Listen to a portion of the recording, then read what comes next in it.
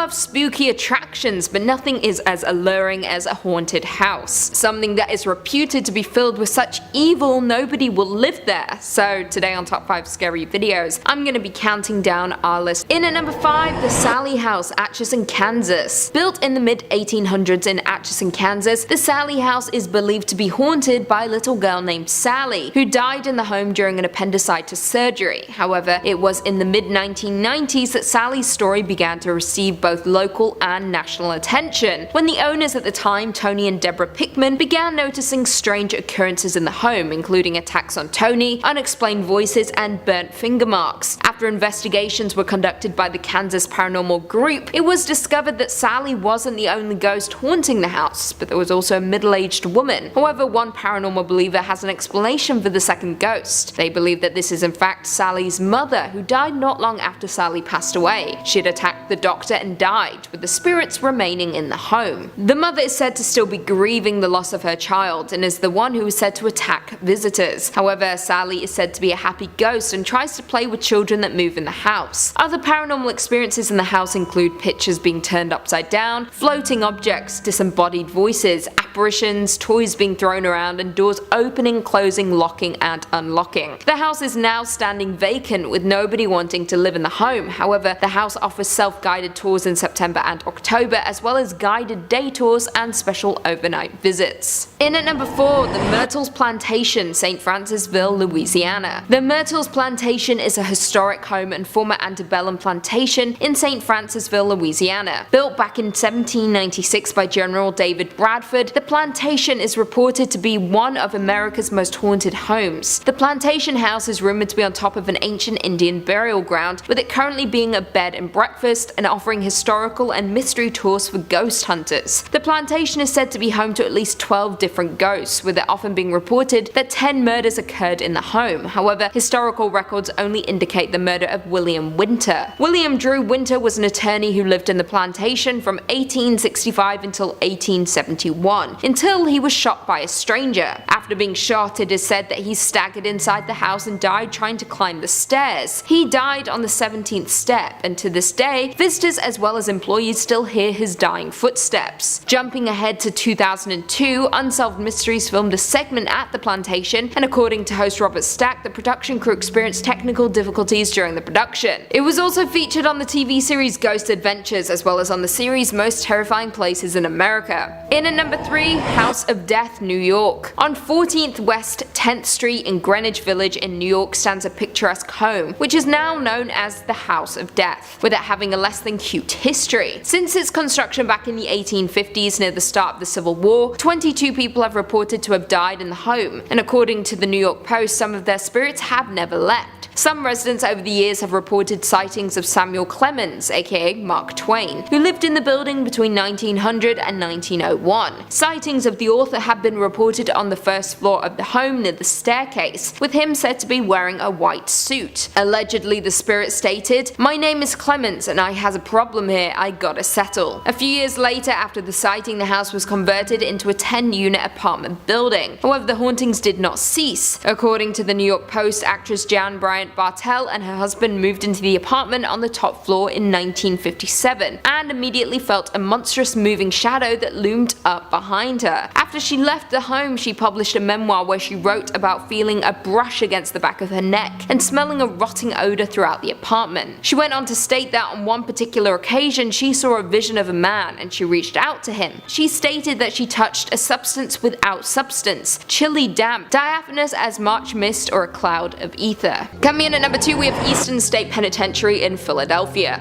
This menacing Gothic-style prison opened in Philadelphia in 1829 and became the first in the US to implement solitary confinement, a widely debated practice. It was seen as an experiment on how this practice could be used around the world. Spectators from around the world marveled at its grand architecture. Once built, it was the most expensive construction in the United States at the time. It was a cruel attempt to reform prisoners, the idea being that solitude would lead to penance. Critics, on the other hand, believed it incited emotional anguish anguish comparable to physical torture. They must have found it to be a successful experiment, with the prison replicated in several other states and in Europe. Prisoners were kept in small brick rooms with only one slither of light coming from above. They had no windows or any other type of stimulant while in there. They would receive daily contact from the warden and overseers. If they did have to be moved around the building, a hood was placed over their heads so that they would not have a glimpse of the outside world. They saw this as a system of reform rather than punishment. The warden was legally required to visit every inmate every day, and the overseers were mandated to see each inmate 3 times a day. It is even said that Pep the dog was sentenced to life without parole for killing Governor Gifford's Pinchet's wife's cat. Prison records reflect that Pep was assigned an inmate number C2559, which is seen in his mugshot, although some claim he was gifted to the prisoner's therapy dog to help inmates. Gangster Al Capone spent a year imprisoned at Eastern State, where he furnished his cell with luxurious antiques, rugs, and paintings, making it seem like inmates had some control and comfort over their lives. However, the prison's 142-year history is full of death, madness, disease, murder, and torture, making it easy to imagine the spirits of troubled souls left behind to roam its abandoned halls. The harsh punishments used on prisoners are enough to make you shiver even without seeing a ghost. There was the water bath, in which inmates were dunked, then hung out on a wall in winter until ice formed on their skin. The mad chair, which bound an inmate so tightly that circulation was cut off, later necessitating amputations. The iron gag, in which an inmate's hands were tied from the back and strapped to an iron collar in their mouths so that any movement caused the tongue to tear and bleed profusely. Since the prison closed in 1971, dozens of paranormal researchers visit every year and report that it's a hub of otherworldly activity. Perhaps most convincingly, there are the stories of eerie experiences by visitors, staff, guards, and inmates that have corroborated each other since the 1940s. Cell Block 12 is known for echoing voices and cackling, Cell Block 6 for shadowy figures darting along the walls, Cell Block 4 for visions of ghostly faces. Many people have reported seeing a silhouette of a guard in one of the towers, footsteps, wails, whispers, the same stories over and over again. And lastly, in at number 1, we have the Shanghai Tunnels in Portland, Oregon. Located below Portland, Oregon are a complex maze of tunnels that lead all over the city. These tunnels were created and used for Shanghaiing. Shanghaiing was the practice of stealing able-bodied men and then selling them onto the ship captains for the purpose of work. These men were sold for as little as $50 a head and often spent many years in captivity at sea. These poor men were then forced to work on ships bound for the Orient with no pay. According to legend, as well as some historical data, men were shanghaied in Portland from roughly 1850 to 1941. Things were supposedly at their worst during Prohibition. The Shanghai Tunnels, or Portland Underground, consist of tunnel passages linking Portland's Old Town, Chinatown, to the central downtown area of Portland. The basements of many downtown bars and hotels were linked to the Willamette River waterfront through the tunnels, allowing supplies to be moved from ships docked there directly to basements for storage. Since the mid-19th century, stories have been told about Shanghai practices in Portland. Not only men, but also women were warned to take care against being drugged or kidnapped and hauled off for sale. Women were stolen and sold to men also, but not for shipping labor at the same value as men. The middlemen would wait at the bar for an able-looking man to take the seat next to him. He would attempt to gain his trust, buy him a drink, and then drug him. Once drugged, they would drop the man down the trapdoors located in the bar. Once in the tunnels, they were locked in specially designed prison cells and held captive until they were shipped off as slave laborers. During Prohibition, it is said that the bars moved their operations underground, as well as making it easier than ever for unsuspecting victims to be shanghaied.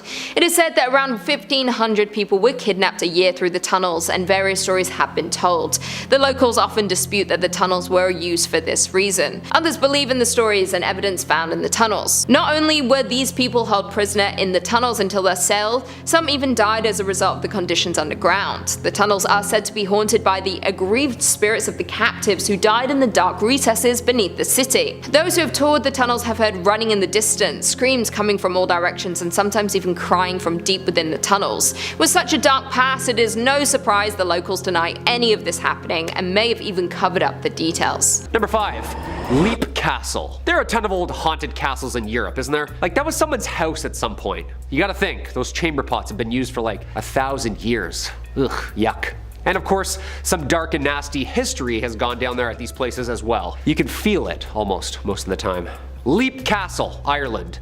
Built around 1250, our first stone cold stop. This place has seen its fair share of bloodshed. Not just one ghost story, and not just a foe, but a friend. Well, family, actually. One of the most lived in castles in Ireland. It's seen some It's housed many a family, generation after generation. Apparently built by the O'Bannon family, way back. Legend has it, two brothers dared each other to jump off a cliff for house rights. Yeah, more of a myth, I think. Then comes the O'Carroll family. Now we get into some actual literature. Father dies, powerful family, no successor to take the castle. However, this turned into yet another brother versus brother kinda duel. Couple stabbings around the castle's chapel, and enter stage left, lots of ghosts. Ruthless, right? The smell of burning and decay now apparently. The spirit of the murdered priest now lurks the stairwell, and often reported by staff as a slain brother. What's with the brothers thing? Among the ghostly figures is also Emily and Charlotte, the ghosts of two girls playing in the main hall circa 1600s era. The most famous afterlife resident, the Red Lady. There have been sightings of this creature for centuries. She roams in a long red dress, tall and lean. The Red Lady carries a huge dagger as well, with her hand raised. Can you imagine? Stone cold castle, middle of the night. Just scrolling through Instagram after a nice Airbnb night, and you look up to a red ghost lady holding a knife at you. Yeah, I would just like cartoon run on air, you know? Number 4, Karamakos. As always, if you like what we do here on Top 5 Scary, throw us the thumbs up down below, or leave us a comment to ponder over. Halloween's just next week. Which haunted house does it for you? Churches do it for me, you know? Churches. I don't do creepy, creaky churches, you know? So many floorboards. Okay, so this planet is like old. We're finding things and sites that are literally changing history textbooks as we speak. Göbekli Tepe, Petra, like Syria and Turkey, these places are old, but Greece is like ancient old. Newsweek reported that in 2020, a collection of more than 30 inscribed tablets were found at the bottom of a 3,000-year-old Athenian well in the ancient cemetery of Karamakos. Yeah, scary enough, right? You see these tablets bear individual curses and prayers to the Greek gods of the underworld. So all sorts of nasty energy just floating atop there. Juta Strazek, who led the excavation, said that whoever ordered the curses inscribed on the tablets was unnamed, but the black magic seen, heard, and felt at the site is present there for all to research. Even though back then black magic and the use of curses was forbidden in Greece during that time, which makes this even more horrifying. Just refound in 2016, the cemetery itself was first excavated in 1870 from the Greek ministry. Progress halted during World War II,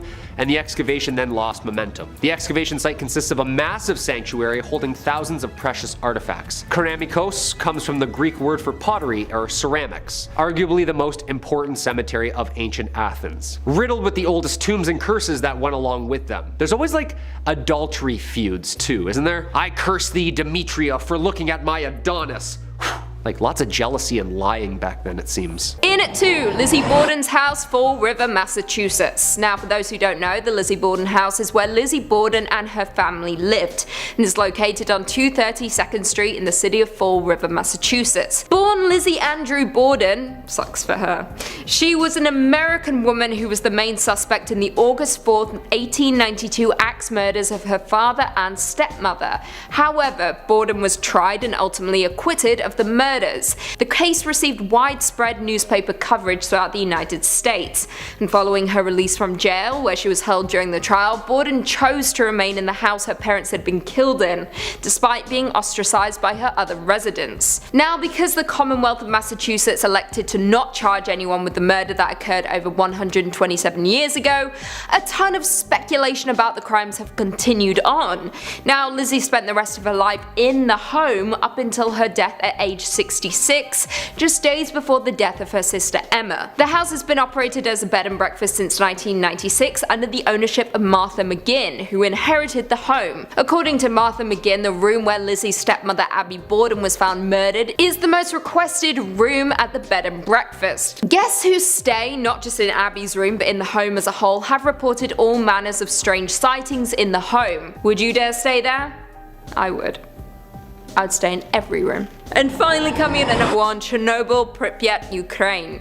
Pripyat is a ghost city in northern Ukraine named after the nearby Pripyat River and was founded on February 4th, 1970 as the 9th nuclear city in the Soviet Union to serve the nearby Chernobyl nuclear power plant. The city was officially proclaimed in 1979 and had grown to a population of 49,360 by the time it was evacuated on April 27th, 1986, the day after the Chernobyl disaster. Now, the Chernobyl disaster disaster was a nuclear disaster which occurred on April 26, 1986 at the nuclear power plant not far from Pripyat, and was considered to be the worst nuclear disaster in history, and is also one of the only 2 nuclear energy disasters rated at 7, the maximum severity on the International Nuclear Event Scale, the other being the 2011 Fukushima Daiichi nuclear disaster in Japan. Ever since the nuclear disaster in Pripyat, the city has remained entirely uninhabited since the evacuation, although the buildings, furniture and all other signs of life are exactly where the former citizens left them. It is a city frozen in time, plates still out, dolls left on beds, and even a haunting fairground ride waiting to be used. Weathered books can be found in classrooms and abandoned photographs are still hanging on walls in their original frames. There are strict rules regarding the site considering the sheer amount of radiation in the area. However, following the airing of HBO's Chernobyl series, Ukraine's government have announced that the site will become an official tourist attraction. Will you be checking it out? I personally don't want to die, so I won't. Coming in at number 5 we have Capuchin Monastery Catacombs, Palermo, Italy. This location is not for the squeamish. The Capuchin Monastery Catacombs is home to thousands of well-dressed corpses, one of the world's most bizarre and morbid tourist attractions. After walking through the monastery, you descend into the catacombs where you have the chance to share small, enclosed space with thousands of corpses that have been well preserved. Some hanging from the walls, some laying down and others sat on benches. They believe that having the dead on display like this shows respect to them. Here nothing stands between the living and the dead, other than a sign asking people to be respectful. The ill-lit, musty catacombs have been separated into a few corridors, each one hosting a specific type of person. There is a room for religious figures, mainly those affiliated with the monastery, for professionals such as doctors, and a room for women. There is a corpse of a person that's said to be so well preserved that she simply looks like she is sleeping. She has been given the name Sleeping Beauty. I don't know about you, but that sounds pretty terrifying. It is believed that the particularly dry atmosphere allowed for the natural mummification of the bodies. Initially, priests would lay the dead on shelves and allow them to drip until they were completely depleted of bodily fluids. A full year later, the dried out corpse would be rinsed with vinegar before being redressed in their best attire and sent to their proper room to stand for eternity. Who knows how many of their spirits still roam the catacombs with no way out? It's not a question I want to find the answer to. In at number 4 we have Black Swan Hotel in York, England. The city of York was built back in 71 AD and was founded between 8000 and 7000 BC. First inhabited by Romans, then Vikings, it has a long history, making it the perfect place for ghosts and spirits to roam. Some have even claimed that it is the most haunted city in the world. Just one of the many haunted locations in York is the Black Swan pub. It was built for William Bowes, a merchant and sheriff of York in 1417, who also became Lord Mayor in 1428. There are few unusual features and stories surrounding the pub. There is a passageway that was built under the building. It is unclear why this was built, but there have been rumors it once led to the church. It has since been sealed off, but you can still see the stairs leading down under the building and a hallway leading off into the distance. The pub was used as a horse refuge during World War II, and there are even stories of men coming to the pub to auction off their wives during 1884. Through the history of the building, there have been a few spirits who have decided to stick around. One of the regulars is a workman in a bowler hat who regularly fidgets and tuts, as if he is waiting for someone to arrive. He is often seen walking from room to room or waiting at the bar before fading away. No one knows who this spirit is, but it is believed he has been here since 1850, when bowler hats were introduced. Some say he resembles Charlie Chaplin, but he is not the only spirit who inhabits the pub, also frequently seen as a young woman in a long white dress. She stands at the bar in the back room gazing into the fireplace. You can see the grief in the woman's face. She appears to be dealing with some kind of loss. This is just one of the many haunted buildings around York, so travel here at your own risk. In at number 3 we have the Alaskan Hotel in Alaska. Built in 1913 during the gold rush, the Alaskan Hotel is the oldest hotel in the area. The hotel was built to be a luxury experience for those passing by, as they advertised as a pocket version of the finest hostelry on the west coast. The high fashion and glitz were a paltry concealment for the legal prostitution and sale of illicit substances that went on there throughout its history. The hotel overcame many issues that it faced since opening, one being the 1980 imposition of bone-dry prohibition. They turned their bar into a cafe serving soda while also running a speakeasy like most of the previous bars at the time. The Alaskan Hotel was a brothel twice in her history, first legally and second not legal in 1977, which was shut down by the fire marshal. There is one main soul who inhabits the Alaskan Hotel today, and that is a gold miner's wife. She lived at the hotel while waiting for him to return. When he did not return, she began to support herself through prostitution. But then he did return. When he returned to his wife, he was furious with what she had been doing and then murdered her in the hotel. There have since been a number of sightings of her at the hotel. She is said to be very angry and restless. When she is around, the air goes cold and some have reported hearing footsteps wandering the halls. Some even hear crying coming from the walls, but it is unclear where the noise is coming from. There is also a number of abandoned mines located near the town, so if you're looking for ghosts, this is the place to be. Coming in at number 3, Castle of Good Hope in South Africa. This oldest colonial building in South Africa, the Castle of Good Hope, is a pentagonal fortress built by Dutch colonialists in the 17th century. The well-known landmark is central to the history of Cape Town, having served as the seat of government and military operations for 2 centuries. The first ghost was spotted in 1915 when the apparition of a tall gentleman was seen jumping off the side of one of the castle walls and then walking between the bastions Leerdam and Orange.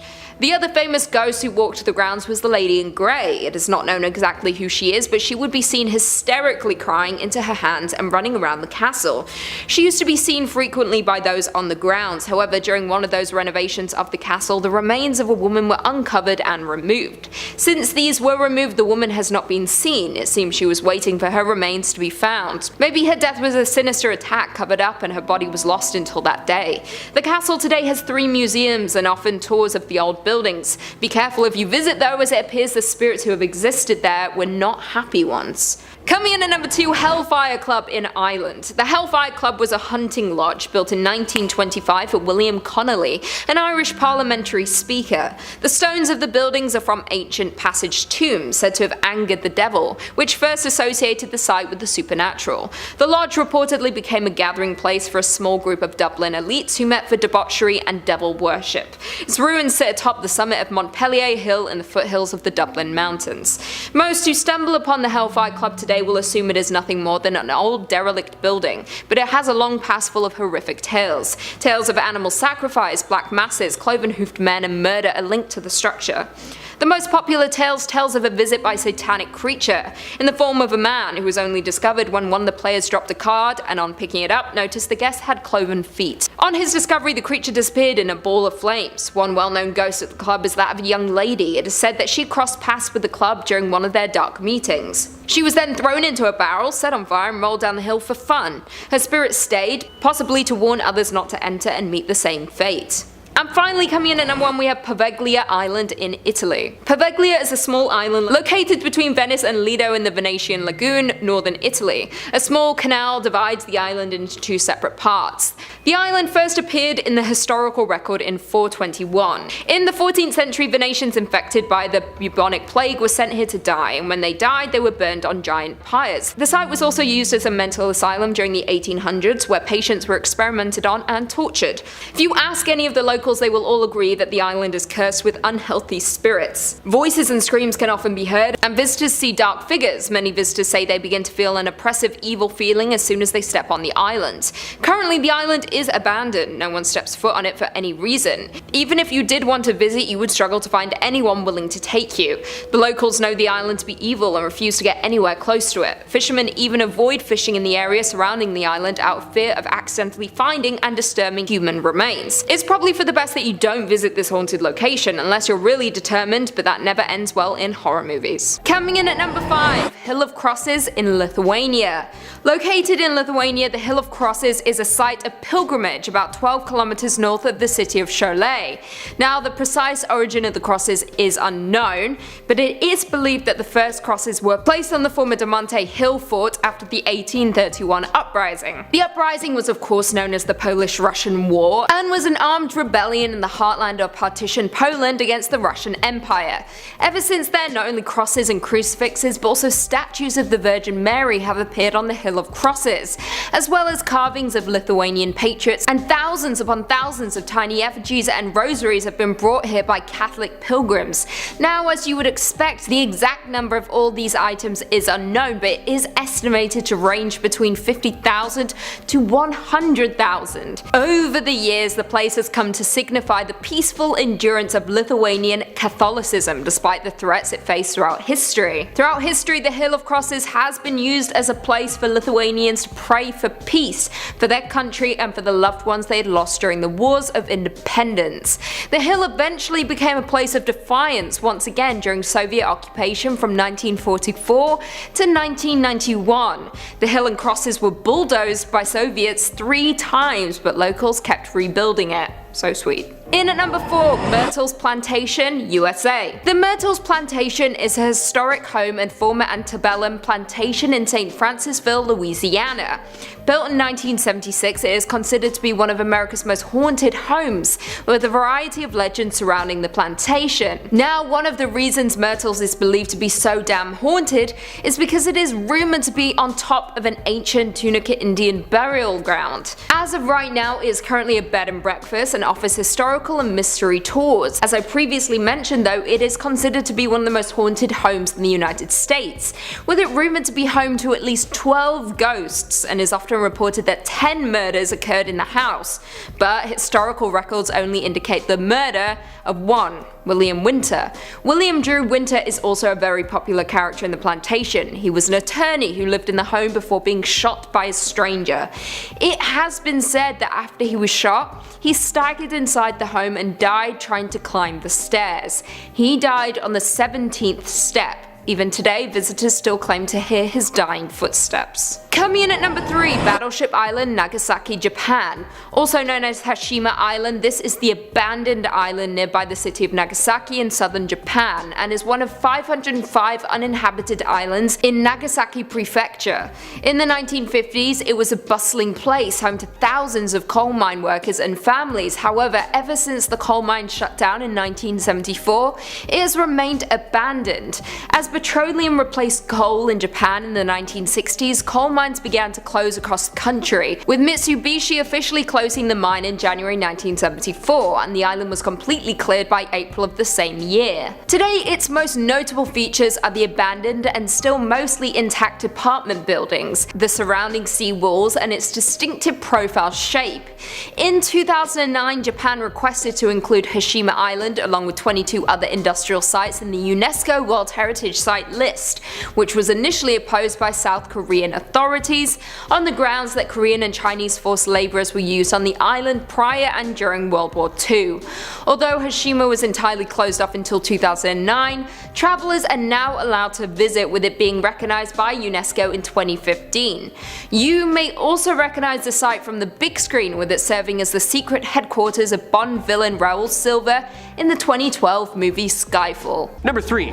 Kaimuki House. This Halloween, if you're trick-or-treating, listen to old Uncle Kyle and do not go near this house. Located in the Kaimuki neighborhood of Honolulu, Hawaii, this place has a horrifying reputation. Apparently, murder and a most foul nature has occurred in the house. Many times. Murder case after disappearance, the local stories became fiction. It's now known by locals as the most haunted place on the island. And here's why. The house itself looks like a normal, surf-friendly home. Yeah, not really. Enter stage right, the Kasha. The Kasha is a creature said to reside in the actual house. It's a man-eating ghost from Japanese folklore. Not just story, the events from the Kaimuki house have been documented. Well documented. Interpretations of the monster includes a ghoul who lives and feeds on the dead, a cat-like demon from the sky who steals away bodies. However, all 3 versions have one thing in common.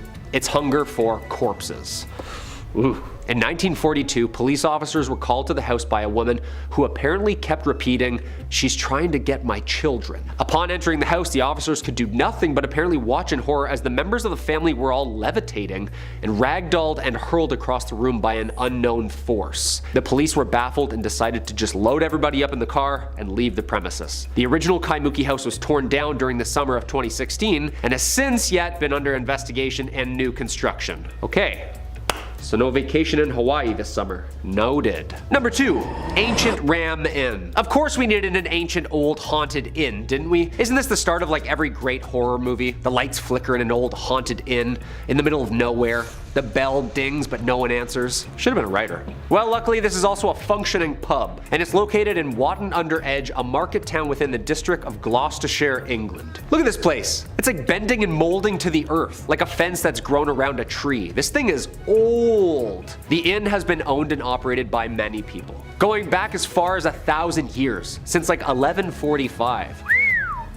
Hope they clean their beer taps. This inn was said to have been owned by the St. Mary's Church when first built. And of course, with that, it's haunted. The ancient Ram Inn has been investigated by years of paranormal researchers. Television shows like Ghost Adventures and Most Haunted. The inn was investigated by UK paranormal study group, the Ghost Club, which is apparently the oldest paranormal research organization in the world. It's haunted. But what makes something haunted? Is it the age or the sinister events that happened in and around the premises? This land sits on the intersection of 2 lines that people think contain high spiritual energy. Using a map, of course, these lines trace directly to England's most sacred site, Stonehenge. Legend has it that the energy from Stonehenge feeds the property's paranormal power. Not to mention, the backyard is home to a 5,000-year-old pagan burial ground. Witches being burned at the stake on the property. Hey, if you see a pagan ghoul pouring himself a Guinness in the middle of the night, just say cheers and keep walking. Number 1. Bran Castle. It's October, so we're feeling extra spooky around here at Top 5 Scary. We're familiar with the classics, right? If we're not, go and binge some horror movie marathons, people. The castle of all castles, Dracula. Well, kinda. What Dracula was based off of. Where he lived, at least. Also, the national monument of Romania itself. Fun fact. It doesn't get much more Halloween-y than this place, come on. Bran Castle is linked to the historical figure who inspired author Bram Stoker's creation of this half-bat, half-man. No, not Batman. Vlad III, Dracula, otherwise known as Vlad the Impaler. Don't panic, this was like a couple years back, like mid-1400s. We know this guy, and yes, you heard it right, the Impaler. I don't really need to get into much detail with this one. To impale. Google it. Some believe Bran Castle was one of the sites which Vlad reigned. Unfortunately, history says that he wasn't around here. In fact, it says that he was only imprisoned here for a little bit. Yeah, although there's no coffins inside.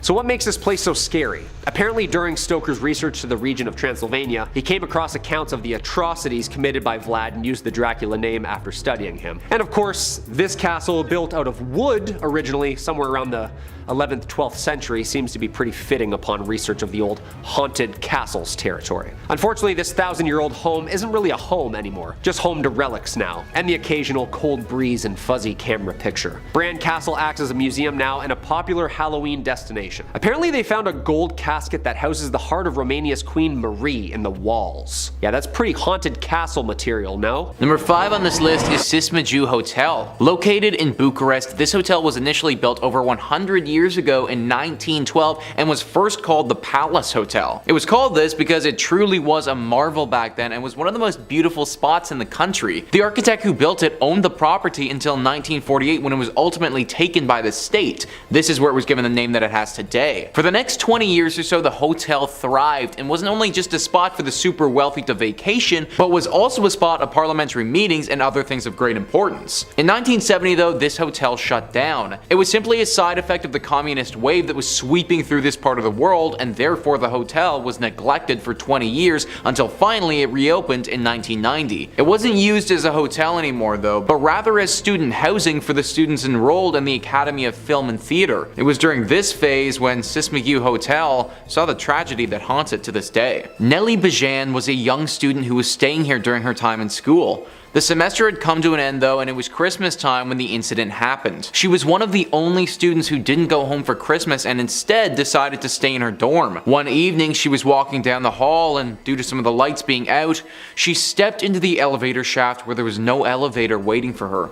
She fell down several stories and landed at the bottom of the shaft, writhing in agony. She didn't die immediately though. In fact, it took her over 3 hours to finally die from her wounds. 3 hours where she was screaming and yelling for help, but nobody could hear her because they were all home for Christmas. Now her spirit haunts this place, and many students have reported hearing cries for help coming from nowhere. Some have seen her ghost standing at the end of the hallway, looking as if she's desperate for someone's attention. The sad thing about this is that if it would have happened at any other time when students were in the building, she likely would have been saved and never would have died at all. Just a horrible tragedy that's left its mark on this hotel for good. Number 4 on this list is the Witch's Pond. So this is a bit of a weird one.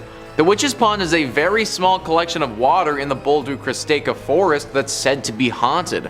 A few legends have come from this place. The first one, which I don't actually think is true, but I'm gonna tell you guys anyways, is that Vlad the Impaler was decapitated here. Now it could be possible that this did happen. The truth behind Vlad's death has been debated for centuries, but I find it unlikely that the killers would take him out to this pond in this forest and do it out here. The second legend, which I think is far more likely and probably did actually happen, is that a witch was killed here. An article on the subject writes, as the legend goes, 18th century villagers put a witch to death in the woods near a swampy pond in colonial era cemetery of Equia Creek. Her name, it said, was Edith, and her body was tossed into the water. This killing is how the pond got its name, the Witch's Pond. After she was killed, strange occurrences started happening here that couldn't be explained. It said that the water turns blood red in the springtime, and sometimes people see a witch-like figure hovering over this bloody liquid. In other reports, there's a sacrificial altar that's spawned here, and she's standing by it waiting to sacrifice someone. The sound of bodies being thrown into the pond along with a witch's cackle can be heard ringing throughout the forest. Locals avoid this pond, and you should too. Also, if you think about it, it's just a small pond, so I don't really know why you'd be going there anyways. In at number 3 we have RMS Queen Mary in Long Beach, California. From the time her construction began in 1930 in Clydebank, Scotland, the Queen Mary was destined to stand in a class all on her own.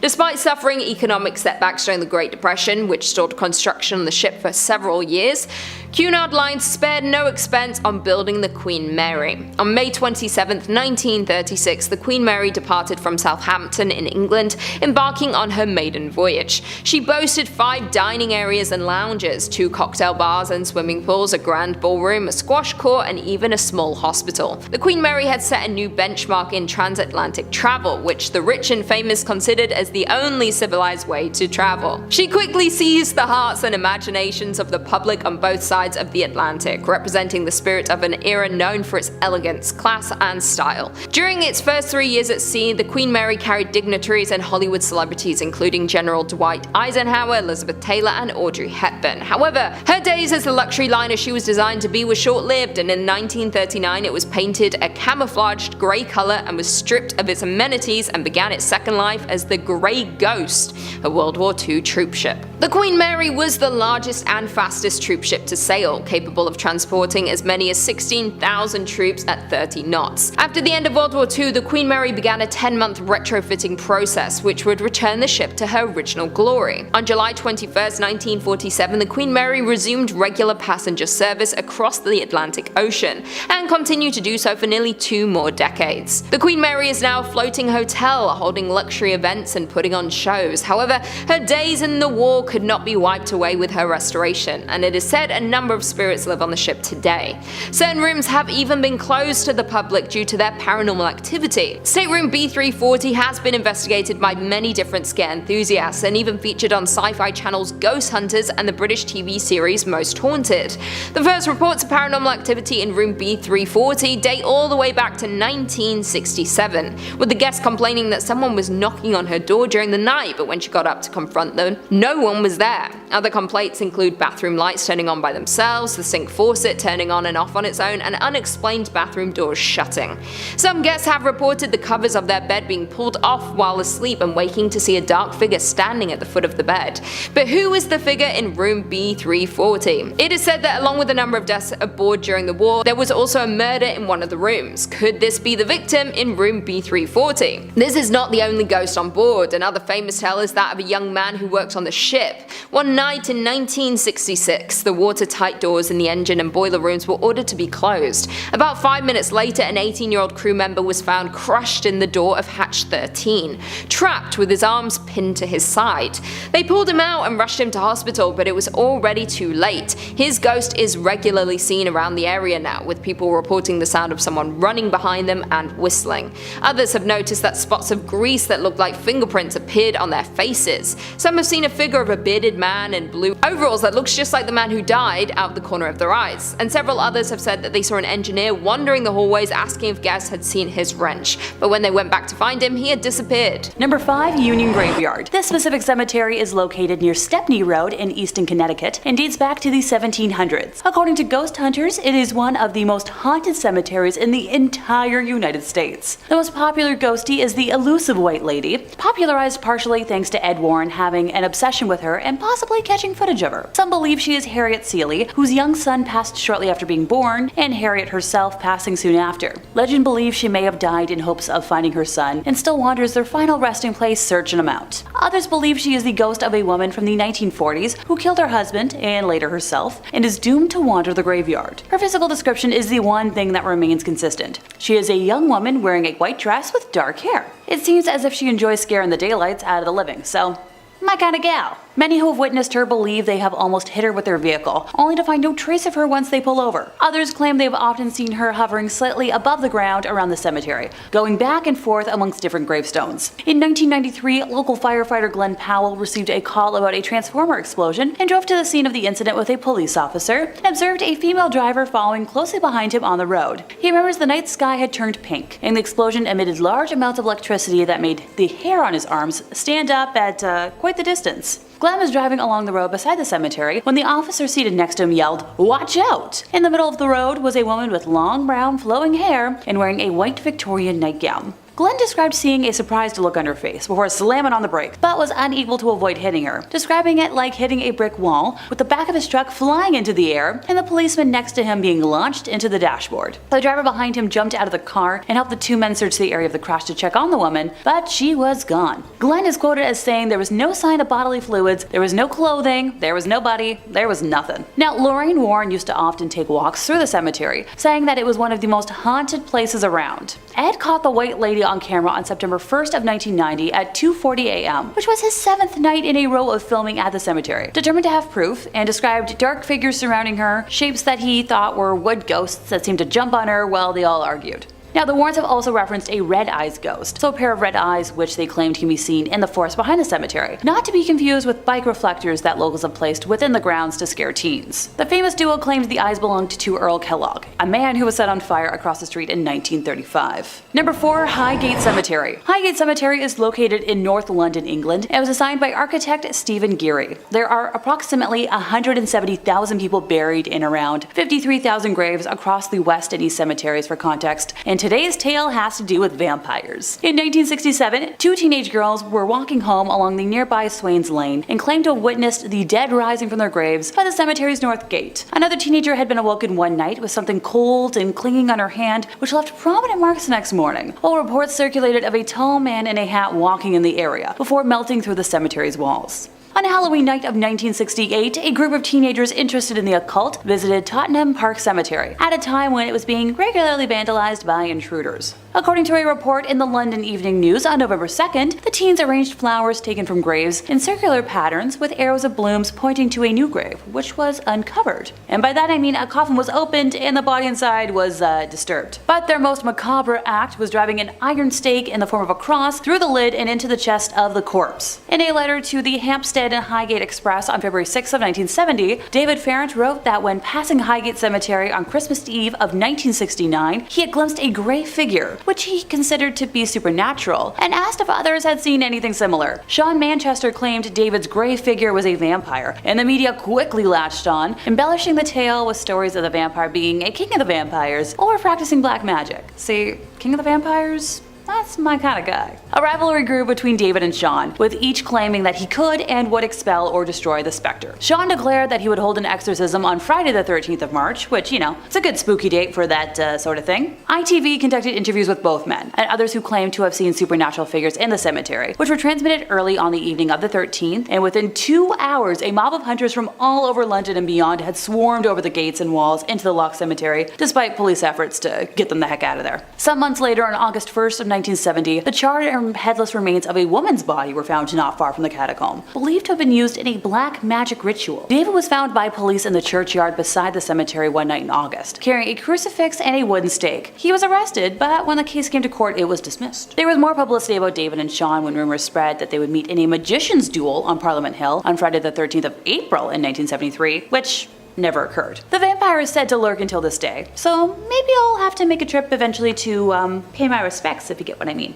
Coming in at number 2, we have City of the Dead, North Ossetia, Russia. Not many people have been to the City of the Dead. It is a dangerous and long journey to reach the village. There are also myths and legends warning that those who do reach the city never return. Reaching this mystifying destination requires a 3-hour drive, taking you down a dangerous and hidden road. It is located in North Ossetia in Russia. If you do manage to reach the city, you will come across many white huts that look like houses. However, they are not. These are actually stone crypts. It is said that in the 18th century a plague hit the city, leaving no one behind. The clans built quarantine houses for the sick. They would bring the food but not the freedom to move about until death claimed their lives. The even sadder side is that people who did not have family to build the hut or bring them food simply went to the large graveyard and simply waited for death. It was a very slow and painful way to go. For those who dared to visit the city, a little well was created outside of each home. If you drop a coin in the well and you hear it hit the stone at the bottom, then the person who died here went to heaven. If you do not hear a noise, then this indicates that the spirit did not pass on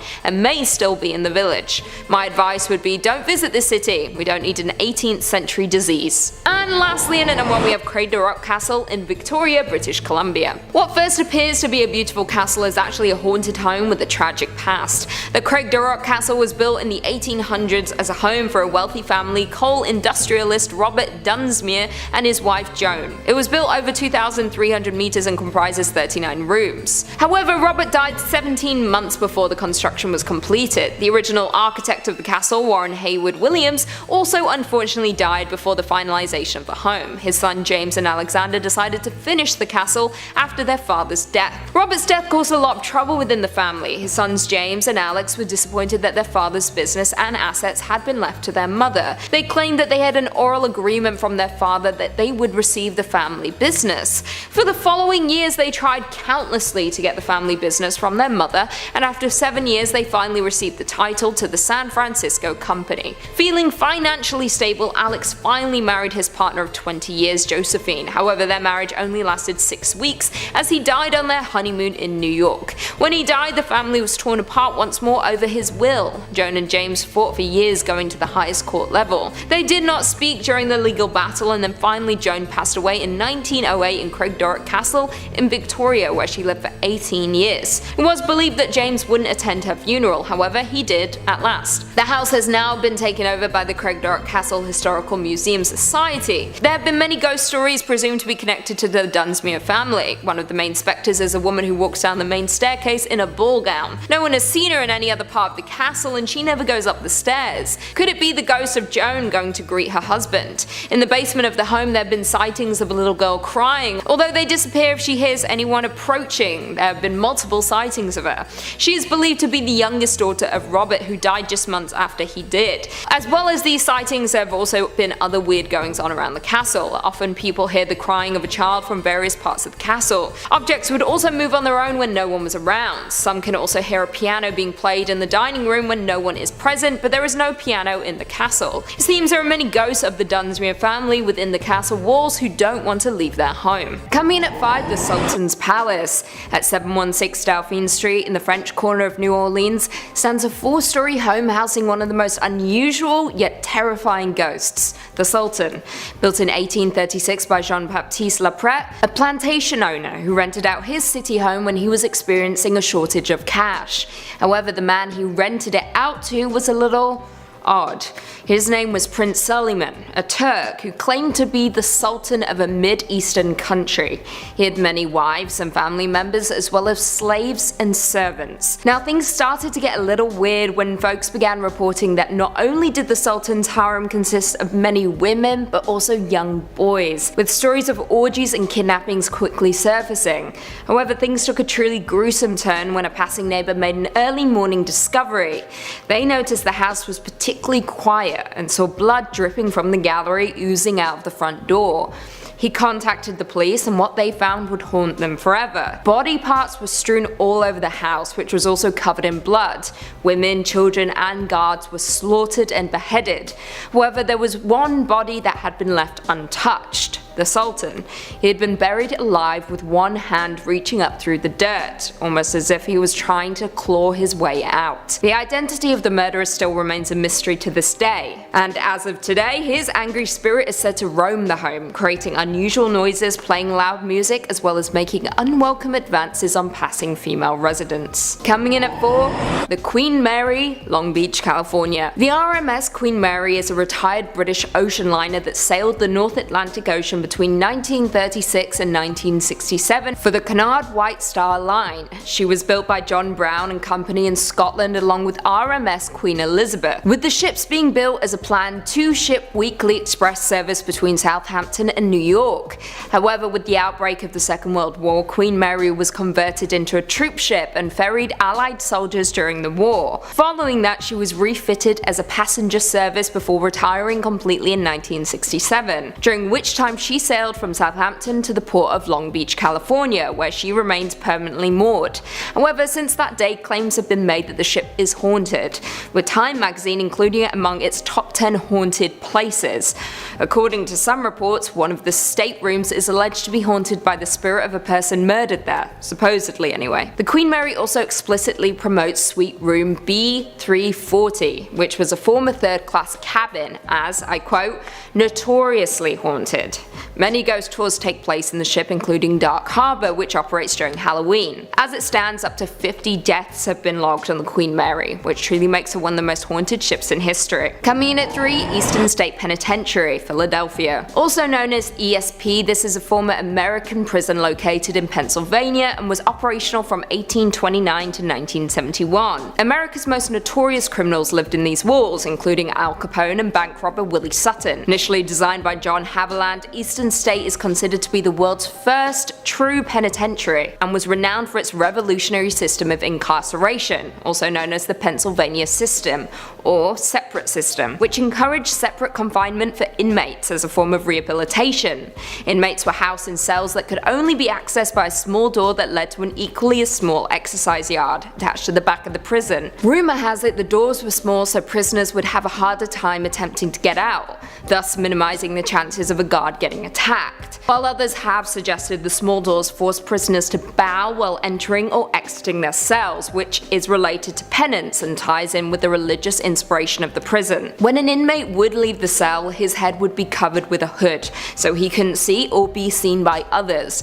However, by 1913, the penitentiary was forced to abandon its solitary system due to overcrowding, before closing its doors entirely in 1970. As of today, the penitentiary welcomes thousands of visitors yearly for both its museum and ghost tours, with some folks reporting paranormal happenings including disembodied laughter, shadowy figures, and pacing footsteps. Number 3. The Vanishing Village. Way up north, a village named after a bountiful, massive freshwater lake in Canada's Nunavut. 1932.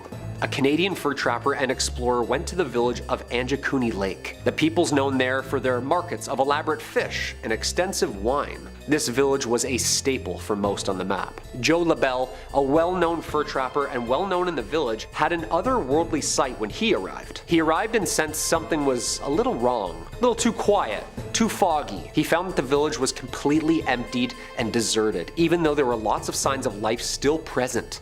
Campfires blazing, pots still boiling, doors were even open, and food out waiting to be served. Thousands of Anjakuni villagers had simply vanished. He sent a telegraph to the closest RCMP office and told them about his account. And here's the scary part. They launched an official investigation which was never solved. They took a testimony from another trapper and his 2 sons who said they saw a large cylindrical object transform into a bullet shape before flying directly over Anjakuni Lake. At the village, the police found the kayaks were still on the beach, meals still in the early stages of rot, and apparently the headstones were even stacked neatly in piles on either side of the graves. Okay? To this day, there's no proper explanation for this mass disappearance of people and the hundreds of empty graves. Number 2. Skeleton Lake. Deep within the Himalayas of India lays the bay of an ancient lake, shrouded by an ancient mystery, Rupkund Lake, famously known as Skeleton Lake. It was rediscovered by the British Forest Rangers in 1942, and what they found was pretty jarring. Hundreds of ancient human skeletons found at the edge of the lake. Investigations led some to think that this was a catastrophe of some sort, or the remains of a legendary event where a group was suddenly killed in a violent storm around the 9th century. Nope, 3 different groups of people died here all at different times. It's not located on or near a trade route, no evidence of any ancient bacteria pathogen, ruling out diseases. Yeah, this one's really weird. One group of people had genetics to present-day South Asia, while the other group related to the people of Central Europe. And finally, a group particularly from the Greek island of Crete. But how? All here? They found the bones and deaths were genetically separated in time by as much as 1,000 years difference. Wooden artifacts, iron spearheads, even slippers and jewelry were found by the National Geographic team who studied 30 skeletons in 2003. Skin still on some of them. Ugh. 300 people have been found so far. Legend goes, Parvati, a supreme goddess, cursed the kingdom, unleashing drought and disaster upon them. She sent down a blizzard of hail and whirlwind which swept the people into the lake. Their skeletons are a warning to those who disrespect the goddess. I mean, maybe. The skeletons are visible in the clear water of the shallow lake during 1 month when the ice melts. That's terrifying. I'm gonna chicken out right now and just never visit this place. Just show up and get Jack Skellingtoned? Are you kidding me? No way, dude. And number 1, the City of Screams. Top of my relaxing trip list, Golgotha City, Afghanistan. Peaceful once as it was the capital of the Gorid people, until Genghis Khan and the Mongol Empire seized it in about the 12th century. Apparently legend goes its ruler, Jalaluddin Mangburnu, fought back and apparently killed Khan's grandson in battle. Yeah, probably not a good idea. In 1221, Khan sent his 15-year-old Mudu Khan here to claim and siege, who in turn was shot and killed with an arrow, precipitating the siege of Bamyan. At first, the city held strong, but was apparently sold out by the ruler's daughter, who, according to legend, betrayed the castle's secret entrance, sharing and consorting with the enemy. Expecting to be rewarded, her and her people were unfortunately slaughtered, and the ruins, cursed, of course. The Russians, the Taliban, and the Americans have all used these ruins as fighting posts over the years, as this place hasn't been lived in since. But through them is apparently very haunted, the ruins subject to those who still hear the screams of the fallen. Yeah. Terrifying. Haunting sounds of screaming and warfare are echoed here, thus giving it its famous name of the City of Screams. Dark horseback figures to even full-on uniformed specters are seen atop the rubble. Yeah, I just say we just avoid this place completely and just kind of back away slowly out of respect, you know? In at number 5 we have Ross Castle. The Ross Castle is one of the most haunted places in all of Ireland. It's located on the edge of Loughliney and Killarney National Park in County Kerry. It was built in the late 15th century by the local ruling clan, the O'Donohues, then changed ownership to the McCarthys in 1580, and finally was leased out to Sir Valentine Browne. But then in 1688 they were exiled after the Glorious Revolution. The castle then became a military barracks, which remained so until the early 19th century. The Browns never came back but did build the Kenmare House near Killarney. Legend has it that Mr. O'Donoghue jumped or was sucked out of the window of the Grand Chamber at the top of the castle and disappeared into the waters of the lake along with his horse, his table, and his library. It's believed that Mr. O'Donoghue now lives in a great palace at the bottom of the lake where he keeps a close eye on his home and haunts many of the newcomers and tourists that visit the castle to this day. Another story is that in 1536 one of the owners of the castle was Richard Nugent, who was nicknamed the Black Baron, and he had a daughter named Sabina. When Sabina was on a walk along the water by her home, she encountered a man named Orwin, who was the son of an O'Reilly chieftain, who was the sworn enemy of the Black Baron. They chatted for a while and they swore to meet again. Over time they met every day in secrecy and soon fell in love, but they knew they could never be together because of the feud between their families. Sounds like Romeo and Juliet. With no hope for them in sight, they just decided to elope. One night they met again, decided to flee flee together and they boarded a boat and started traveling down the lake when a storm came out of nowhere. The waves became too much for them and the boat flipped. Orwin unfortunately drowned because of this. Sabina did survive, but knowing her lover was gone, she locked herself up in the castle's tower, didn't eat or drink until she fell into a deep sleep to never wake up again and finally be with Orwin again. Sabina eventually did pass away because of this, and to this day she continues to haunt the castle. Visitors and guests make frequent encounters with her spirit, saying she is still searching for her lover so they can reunite again. And the Black Baron's presence has also been reported by visitors in and around the castle on numerous occasions. Many tourists have frequently reported waking up numerous times throughout the night, hearing sounds of doors shutting on their own and whispering noises. Few others have also said they feel an eerie presence sitting next to them while in bed. Coming in at number 4, we have Castle Leslie. Castle Leslie is a massive castle that was home to the Leslie clan, and the Castle Leslies lay on a private 1,000-acre country estate located in County Monaghan. The Leslie family has lived in the estate since 1665, when the land was purchased and given to John Leslie by King Charles II. So he moved in, and he lived in the castle with his wife, Anita, and family. Many tourists and guests have recalled seeing many unexplained things throughout the castle, but the Red Room in particular was the most haunted of the entire castle. It was the centre of the family life at the castle for centuries, especially because it was where Anita Leslie King gave birth to her daughter Leonie in this room. Many of the family throughout living in this castle claim to see people, hear things and feel ghostly presence in the room. Due to so many people going in and out of the Red Room, it makes sense that it's the most haunted of all rooms in the castle. It's believed that Anita had died in the room, and you can apparently see her and John both walking around the estate trying to find each other and be together again. The castle is now used as a hotel room, and each room is named after members of the Leslie family. So if you ever want to come in contact with members of the late Leslie family, many of their ghosts are seen in their specific rooms, and you can book your stay in any room in the castle, even the Red Room. Not only is it a very popular tourist spot and a hotspot for paranormal investigators, but in 2002 it gained media attention when Sir Paul McCartney married Heather Mills in the church, which is located on the estate. Also, various members of the Churchill family have visited the castle due to family ties they have with the Leslies. In third place, we have Edinburgh, Scotland. So the beautiful city of Edinburgh is well known for its ghostly activity. For starters, the South Bridge vaults are haunted by several different ghosts. During the Irish potato famine of 1845 to 47, thousands of Irish folks immigrated to Scotland seeking, survival. Forced into the vaults under the bridge, as many as 10 people lived in a single room. The conditions were poorer than the tenants, crowded and damp with barely any air circulation. And just like that, the area quickly became Edinburgh's red light district. Services of the night, please tell me you get what I'm referencing, gambling, and a thriving black market were commonplace in the vaults. By the late 19th century, the vaults were closed off for good in an effort to drive the seedy activity out from under Edinburgh's main thoroughfare. For decades, these vaults sat empty as their icky past slipped into obscurity. Obscurity that ended in 1998 when a local man crawled through a narrow passageway in one of his buildings and rediscovered the rooms underneath the bridge. Since then, the cavernous vaults of Southbridge have been open to the public, and the reports of ghosts have poured in. Honestly, what have I said about leaving hidden spaces that are blocked off be? Nothing good comes from opening them. Witnesses have claimed to feel cold gusts of air, hear voices, and to see and sense an intangible presence. Some ghosts are quite bold, like the spectral youngling Jack, who likes to grab visitors' hands in the wine vaults.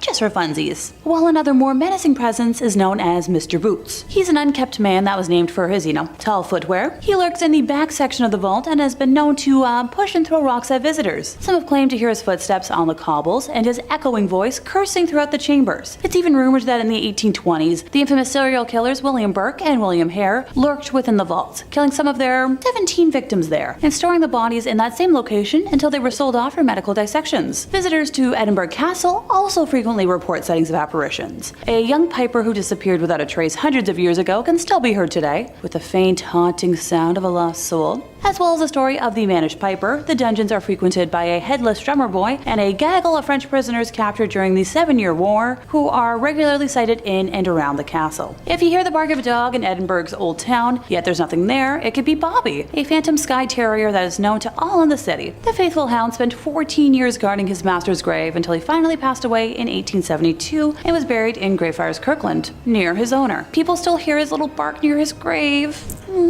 A small statue of Greyfriars Bobby is a popular landmark on the corner of Candlemaker Row, and it's good luck to rub Bobby's nose. Aw, here I am tempted to plan a trip, mainly to give a good ghost doggy a pet. Oh, almost forgot. Greyfriars is a graveyard that dates back to the 16th century and is the resting place of several infamous characters, but the most gruesome story is that of Bloody Mackenzie. Look, the interwebs really don't like when I say that word, so bear with me here. This wealthy lord was tasked with punishing hundreds of prisoners who refused to change their religion. Locals believe that the ghost of Mackenzie haunts the graveyard after his tomb was disturbed by a homeless man who broke into the graveyard at night. As soon as he laid hands on the tomb, the floor opened up beneath him and he dropped into a shallow grave containing plague victims. Since then, many other freaky episodes have taken place nearby. A woman was found unconscious with bruises around her neck, and many claim that it was Mackenzie's poltergeist, continuing his evil deeds in death as he did in life. No biggie. In second place, we have Canterbury, Kent. While this medieval city might be aesthetically stunning, it has quite the dark past. The ghosties here tend to be a little more spread out than other places, and have different tales, so let's have fun with some short and sweet descriptions. For starters, Canterbury Cathedral, a pilgrimage site for centuries, is the home to many restless spirits. Archbishop of Canterbury was famously and brutally killed by the King's Knights in 1170. Becket's place of death has a large welded cross above it with 2 swords. His tomb can be found near the high altar, where his apparition still appears to visitors. Other cathedral ghosts include a nun and the ghost of Simon of Sudbury, who was the Archbishop of Canterbury from around 1375. Other paranormal hotspots in Canterbury include Tiny Tim's Tea Room, haunted by the spirits of 3 younglings whose remains were found within the walls during restoration. And hey, if you hang around Hawks Road, you might glimpse Abigail, a sad soul who frequents the area. Another spooky house in the area is the Bishop's Finger, which is located on St. Dunstan Street. In the 19th century, a housekeeper by the name of Ellen Blean discovered that her employer, a priest, was having an affair with a younger woman. It is said that Ellen poisoned the pair with a meat pie and then vanished from the city. Shortly afterwards, it was discovered that she had been buried alive as her body was found nearby. Ellen is said to wander the streets and manifest herself in the Bishop's Finger every Friday. She's described as, plain-faced, larger lady in a long white skirt and a mob cap. There are more haunted places in Canterbury, but sadly, I don't have all the time I would like to go into more detail. In first place, we have the village of Pluckley. Included in the Guinness Book of Records as the most haunted place in Britain, the Kentish village of Pluckley's popularity amongst ghosts and ghouls had to make it the #1 spot on our list today. Wandering monks, decapitated highwaymen, and all manner of central casting spirits reside here, but special attention should be paid to the particularly gruesome story of the Pluckley Watercress Lady. Seen smoking a clay pipe and living on the banks of the river about a century ago, the woman would sell watercress to the locals and drink gin from a flask. My kind of lady. Falling asleep one evening, it is believed that her pipe scattered ashes onto her rags and she burned to death. So nowadays, a pink glowing specter can allegedly be spotted at the exact location where she went up in flames. Now, before someone asks why this place is scarier than the others on today's list, other ghosties who frequent in the town include the specter of the highwaymen who hide in a tree at Pinnock, a phantom coach and horses who pop up in several areas around the village, the ghost of a Romani woman who drowned in a stream, a miller who has been seen at Mill Hill, the hanging body of a schoolmaster in Dicky Bus's Lane, a colonel who hanged himself in Park Wood, a man smothered by a wall of clay who drowned at the brickworks, the Lady of Rose Court who is said to have poisoned herself in despair over a love triangle, the White Lady, a young woman who was apparently buried inside 7 coffins and an oak sarcophagus who haunts St. Nicholas's Church, but not to be confused with the Red Lady, reputably a member of the family who haunts the churchyard of St. Nicholas's Church. Oh, and a small white dog has also been reported in the same location. Now, I don't know about y'all watching, but that's a few more ghosties than I'd like to see in a smaller town. And the fact that they like to roam and not stay in one spot? Hard pass. Coming in at number 5, we have Frankenstein Castle. The Frankenstein Castle is a hilltop castle that sits in Odenwald overlooking the city of Darmstadt. It is thought that this castle was the inspiration for Mary Shelley's Frankenstein novel. The name Frankenstein means stone of the Franks. The name is often used for castles in this region. The castle was built in 1252 by a ruler by the name of Lord Conrad. The castle was enlarged and modernized over the years. During the 18th century, the castle was used as a refuge and hospital ward. Following this, the castle fell into ruins. There are a few myths and legends at the castle. There was a man named Johann Conrad Dippel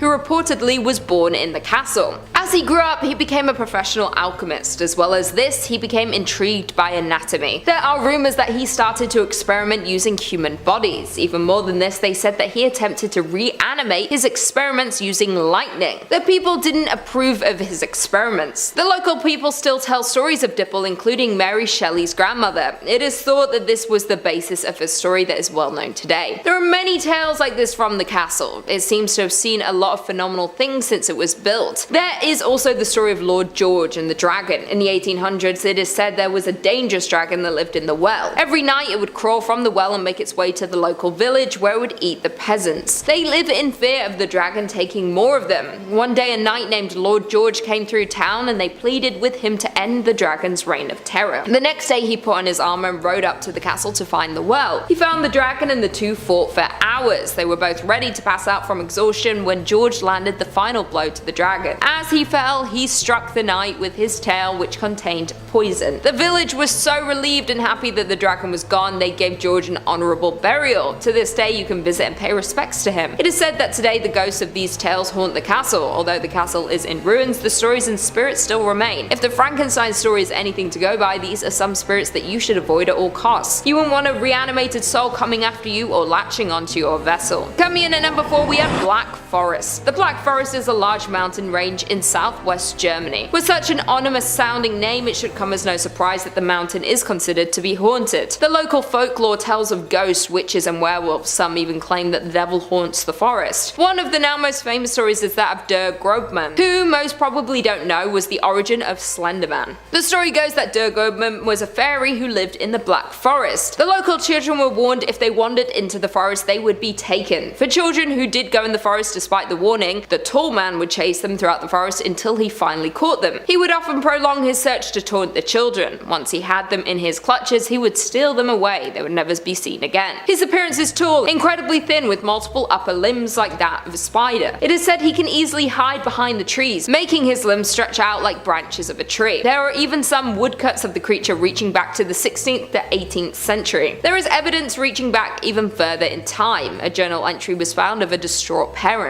There is a long history of Der Grobman wreaking havoc on the local community. It is believed that this creature still lives in the Black Forest. The local residents still warned about children wandering off from their family. They tried to warn any tourists who would want to camp in the forest or go for a hike overnight. Unless you want to meet the real life Slenderman, I would avoid this on your trip across Germany. Coming in at 2, St. Augustine Lighthouse, Florida. This lighthouse is a private aid to navigation and an active working lighthouse in Florida, and was built between 1871 and 1874. As it stands, nearly 225,000 people visit the lighthouse annually, due to its reputation for otherworldly visitors.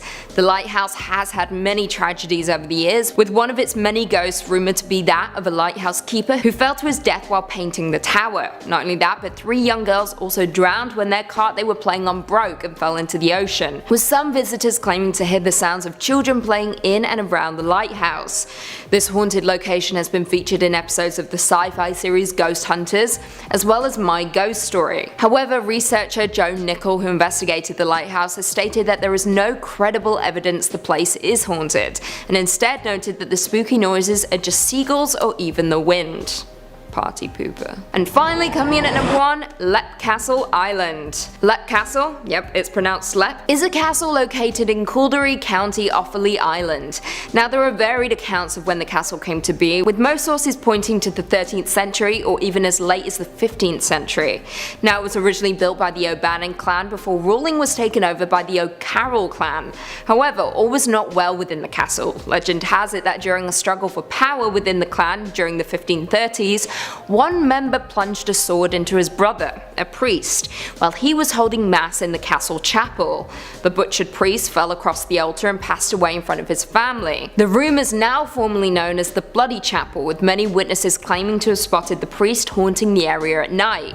However, that's not all. The castle's history is incredibly macabre. During renovations in the early 1900s, a few workmen stumbled across a secret dungeon in the Bloody Chapel that was housing human skeletons that filled 3 cartloads when hauled away. The dungeon was designed in a way that prisoners would fall through a trapdoor and instantly have their lungs punctured by wooden spikes at the bottom, ultimately dying a slow and painful death. Many tourists have also spoken of a red lady who was reported to walk the halls at night holding a dagger. The castle has become notorious around the globe, with media flocking to capture its paranormal offerings, including ABC Family's Scariest Places on Earth and Living TV's Most Haunted. Coming in at number 5, we have Isle of Wight in England. Located off the south coast of England, it's known for its beaches and seafront promenades such as sandy Shanklin Beach and south-facing Ventnor Beach, which is dotted with vintage beach huts.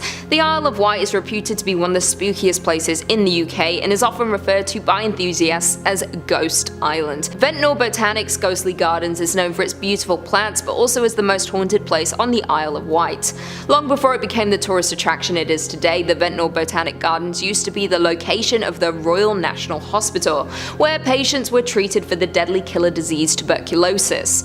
Over the years, thousands unfortunately died at the hospital until it was finally closed and demolished in 1969. Since the building was demolished and the gardens created, there have been many ghostly sightings. Some guests have seen a woman dressed in a patient gown walking around the gardens, although you can never get close enough to speak with her. Others have encountered a nurse walking up and down the gardens as if she is checking in on patients. There are several remnants of the old hospital still remaining, including a dark Victorian refuse tunnel which leads out from the gardens to the edge of the cliff. The lighthouse at St. Catherine's Point is a spectacular place to watch storms work their way across the English Channel, and on clear nights gives a perfect view of the stars and Milky Way, making it a popular spot for night photography. But you may find more than just keen photographers on a late night visit. There are many spooky tales surrounding the lighthouse, which is located near the village of Nitton on the south of the Isle of Wight. These range from ghost animal sightings to unexpected footsteps and vanishing items. There was a tragedy that happened at the lighthouse during World War II while 3 watchers were on duty. A bomb was dropped, killing all 3 of the guards. A plaque was placed in their memory, but it is said that they still keep watch at the lighthouse, which is now fully automated.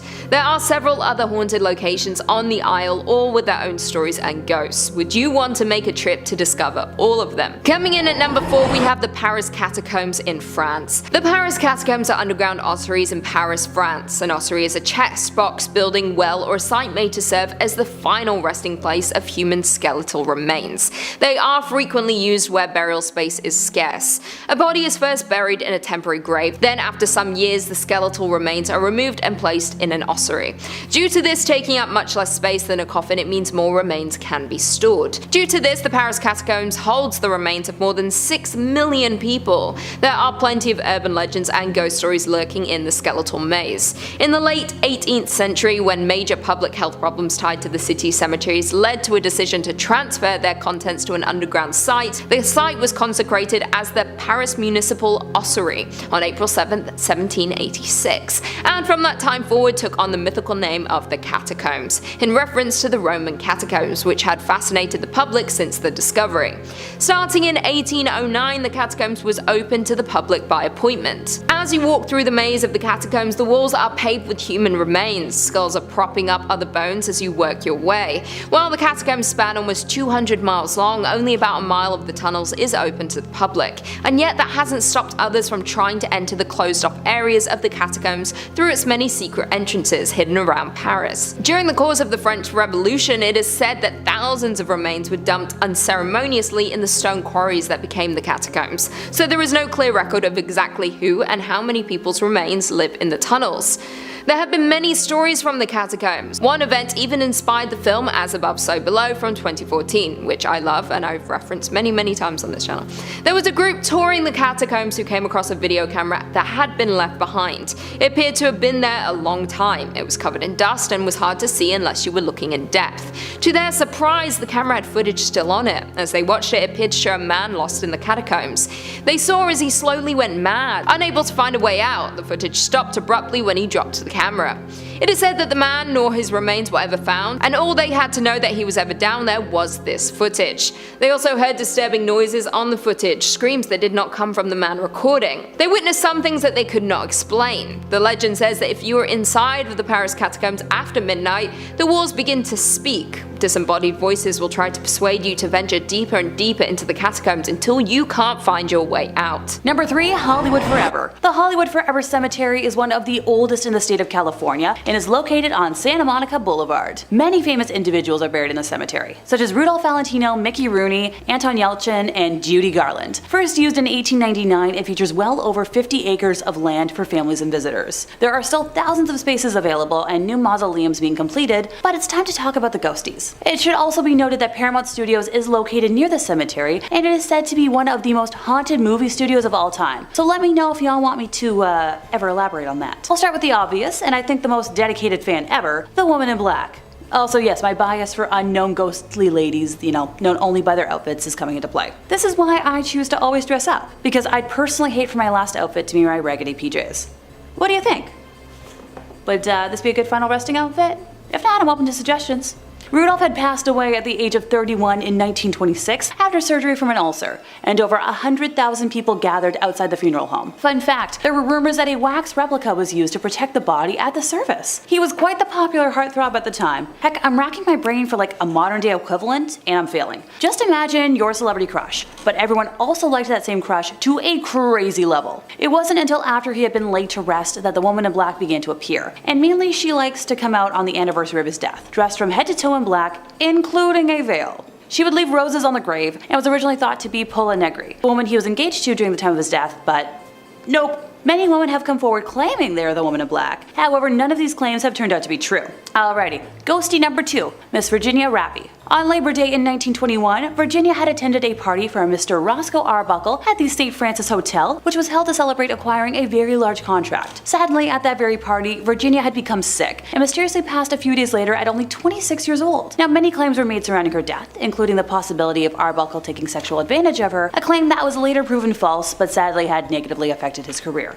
No one knows exactly what happened to her on that fateful Labor Day. Around the site of Virginia's grave, folks have reported the temperature dropping to an icy cold climate, and have also heard what appears to be sobbing. Many believe that she is still dealing with this traumatic event, with many visitors clearly seeing her weeping on the edge of water that is located on the grounds. I'm sure there are plenty of other ghosties, so let me know if anyone knows of any that I might have forgotten. Number 2, Resurrection Cemetery. Located in Chicago, this cemetery is the home of a very well-known ghostie, Resurrection Mary, who is also commonly referred to as BLOODY Mary. Blame the interwebs for the spelling out. Has different origins, depending on who's telling the story, but the most shared narratives put her untimely death sometime in the late 1920s to early 1930s, when she was either a victim of a fatal car crash on the way to a night of dancing, or the unfortunate victim of a hit-and-run accident while she was walking home in the rain. Most documented reports of Mary describe her as a young, fashionable blonde woman, no older than mid-20s, wearing a white ball gown, accessories, and a hairstyle to match. The first person who claimed to encounter Resurrection Mary was a man named Jerry Pallas. In 1939, Jerry was at a popular dance hall when he was love-struck by a young blonde woman. He approached her, and the two hit it off and spent the night dancing away, even sharing a scandalous kiss. According to Jerry, her hands were as cold as ice, but he had a warm heart that made up for it. So, eventually, closing time came around and Jerry offered the woman a ride home, and she asked to be taken down Archer Avenue. She motioned for Jerry to stop in front of the Resurrection Cemetery, and when he did, she got out and vanished before his eyes. Jerry was shaken with disbelief, but not too frightened to seek out answers. The next morning, he made his way to the address where Mary said she lived,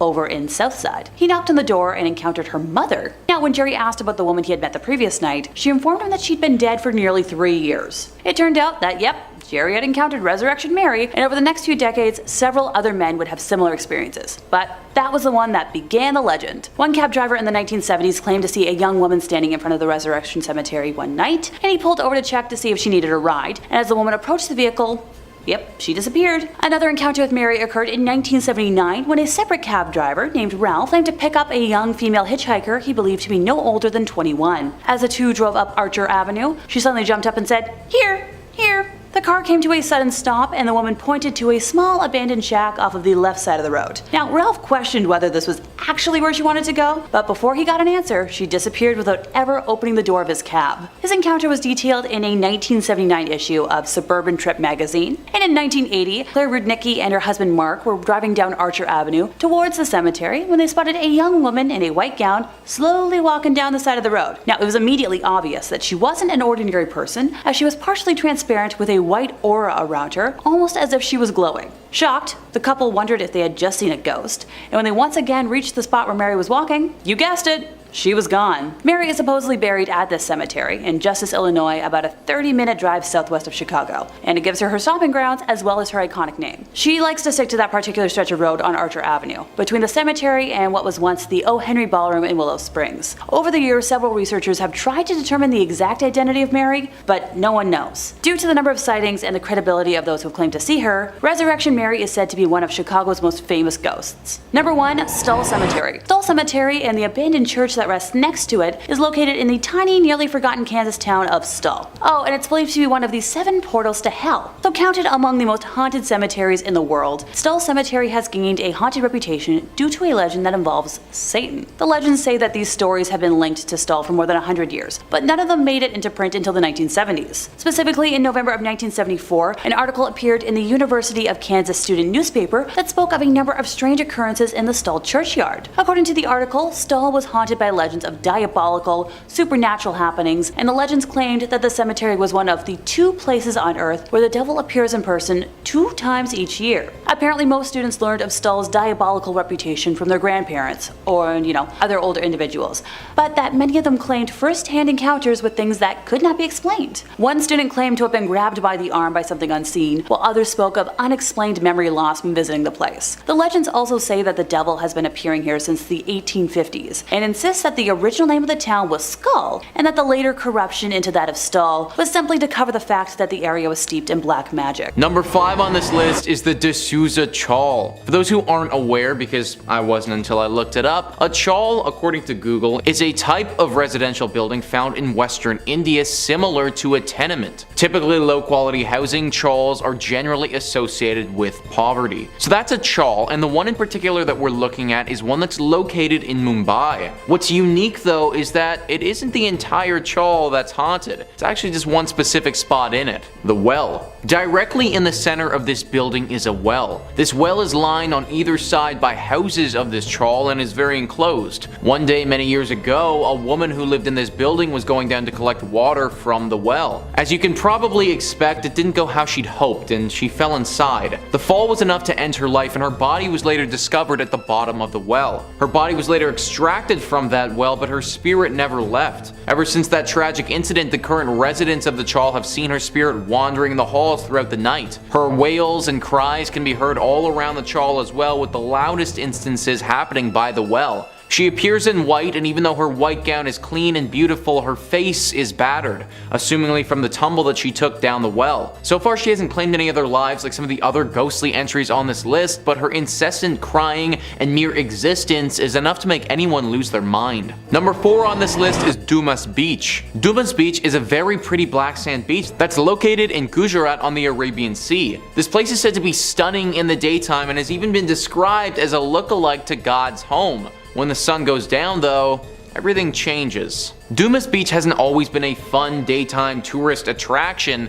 It actually used to be an ancient burial ground. It's believed that for many centuries this beach was a very important Hindu cremation site. In fact, that's why people believe some of the sand is black. The ashes of those who were cremated got mixed in with the white sand and slowly over time changed the color to what it is today. It's believed that the spirits of those who were cremated here still haunt the beach when the moon comes out. Glowing orbs have been seen floating around the sand in the dark, seemingly without a source. Laughter and the sound of conversation can be heard even though it'll be the dead of night. There have even been some disappearances at this beach before. Some tourists going out at night for a stroll and never being heard from again. A really scary account says that a man was found dead on the beach with his tongue popping out of his mouth. It was positioned in such a way that the investigators couldn't come up with a logical reason as to how he died and ended up like that. It's currently unclear why the spirits like to come out at night and not in the daytime. Some believe it's because nighttime was when the rituals would take place, but others just think that this time of day is more susceptible to paranormal activity. Whatever the case may be, if you're visiting Dumas Beach, make sure that it's always in the bright light of the sun,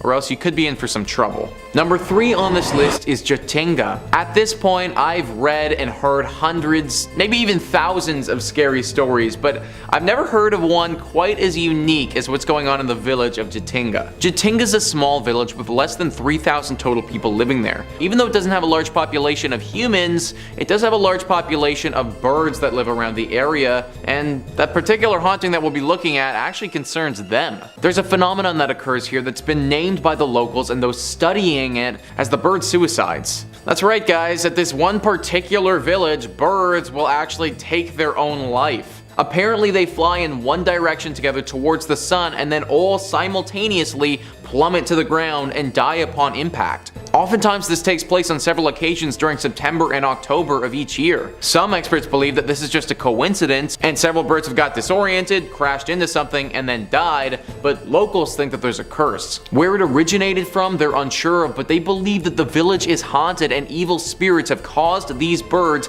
to take their own life as a means of terrorizing the villagers. I, for one, honestly can't imagine how unsettling it would be to have several birds falling from the sky regularly taking their own lives. Also, if we just step back for a second and acknowledge how actually crazy this whole phenomenon even is in the first place. A bunch of birds in this small village of 3,000 people will fall to the ground and die every year at the same time. If that isn't something out of a horror novel, then I don't know what is. Coming in at number 3 we have Eltz Castle. Eltz Castle is nestled in the Hill of Germany. It is still owned by the families who originally built it more than 33 generations ago. Eltz Castle is one of the only castles left which has never been destroyed by the events of the medieval era or subsequent wars. The house is split into 3 sections due to the 3 families who built on the land together. The Rubeneck and Rodendorf sections of the home are open to the public, but the Kempenich branch of the family uses the other third of the castle. The public can visit to view the treasury. They have gold, silver and other historic artifacts, including an armory with weapons. The castle is a popular tourist attraction and not just for its beauty and history. It is also a hotspot for ghosts. Although the castle has never been destroyed due to war, it has still seen its fair share of battles and tragic events. It is said that if you were to visit the castle in the later hours, you would see the night patrol. Only there isn't any patrol, or at least none dressed in full night gear standing in formation like you might see. It is rumored that the ghosts of past nights still patrol the land. They might have died while standing their ground, refusing to leave their post in their death. They still keep watch over the castle. They have been seen walking around looking for any possible intruders. Coming in at number 2 we have Babenhausen Barracks. The town of Babenhausen includes a lot of medieval structures, including a castle from the 12th century. They also have a city wall that was mostly knocked down during war, along with many old homes that were used during World War II. When the last member of the family who built and owned the town died, there was a 35-year conflict over who would have the right to inherit it. The town has seen a lot of battles and conflict for a small town situated close to Frankfurt. It seems the land here was sought after and people were willing to fight to get it. The town still stands today with the remains of its past, a little run down but still standing. It is believed that areas of the town are haunted by the ghosts of World War II soldiers. There have been classic signs of paranormal activity reported by locals and those who happen to pass through the town. Lights in homes turn off and on by themselves, even ones that are unlived in. Others have heard stomping footsteps with no source. It sounds like a great number of soldiers marching all at once, but if you were to investigate, you would see nothing there to create the noise. The most terrifying part of the hauntings are the voices. They have been heard in multiple homes. They often come from the basement like a whisper. When you hear the voices, you are filled with fear, as if the voices are scared of being found out. There is also an individual ghost in the area. A woman's voice has been heard speaking backwards or in some language no one could understand.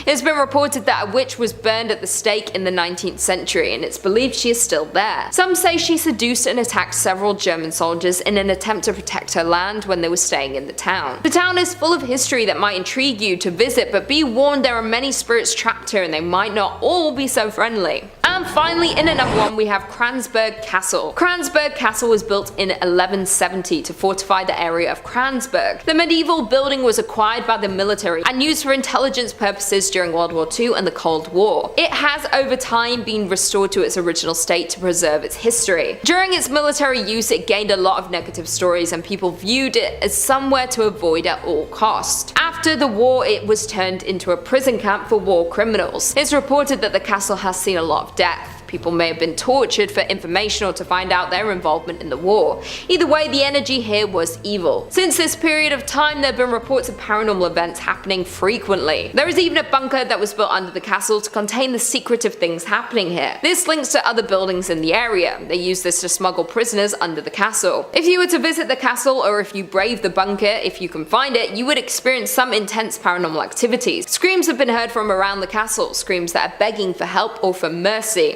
There have even been ghosts dressed in military uniform walking around the castle late at night. There is a lot of mystery here and secrets that people wanted to hide from the public. You might get surprised if you were to investigate too much into what happened here. Number 5. Chateau de Montségur. A petite and quaint fortress in southern France, sitting atop a 170-meter drive uphill. Its ruins now nothing but rock and rubble, but once a safe house for the Cathars.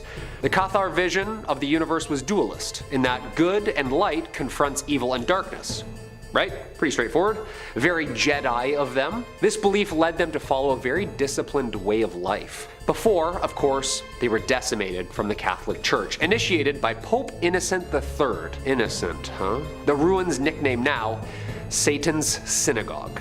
Yeah, nice and light right off the top, huh, Kyle? Described as one of the last Cathar castles and has been listed as a monument historique by the French Ministry of Culture. Cathar from Greek meaning pure.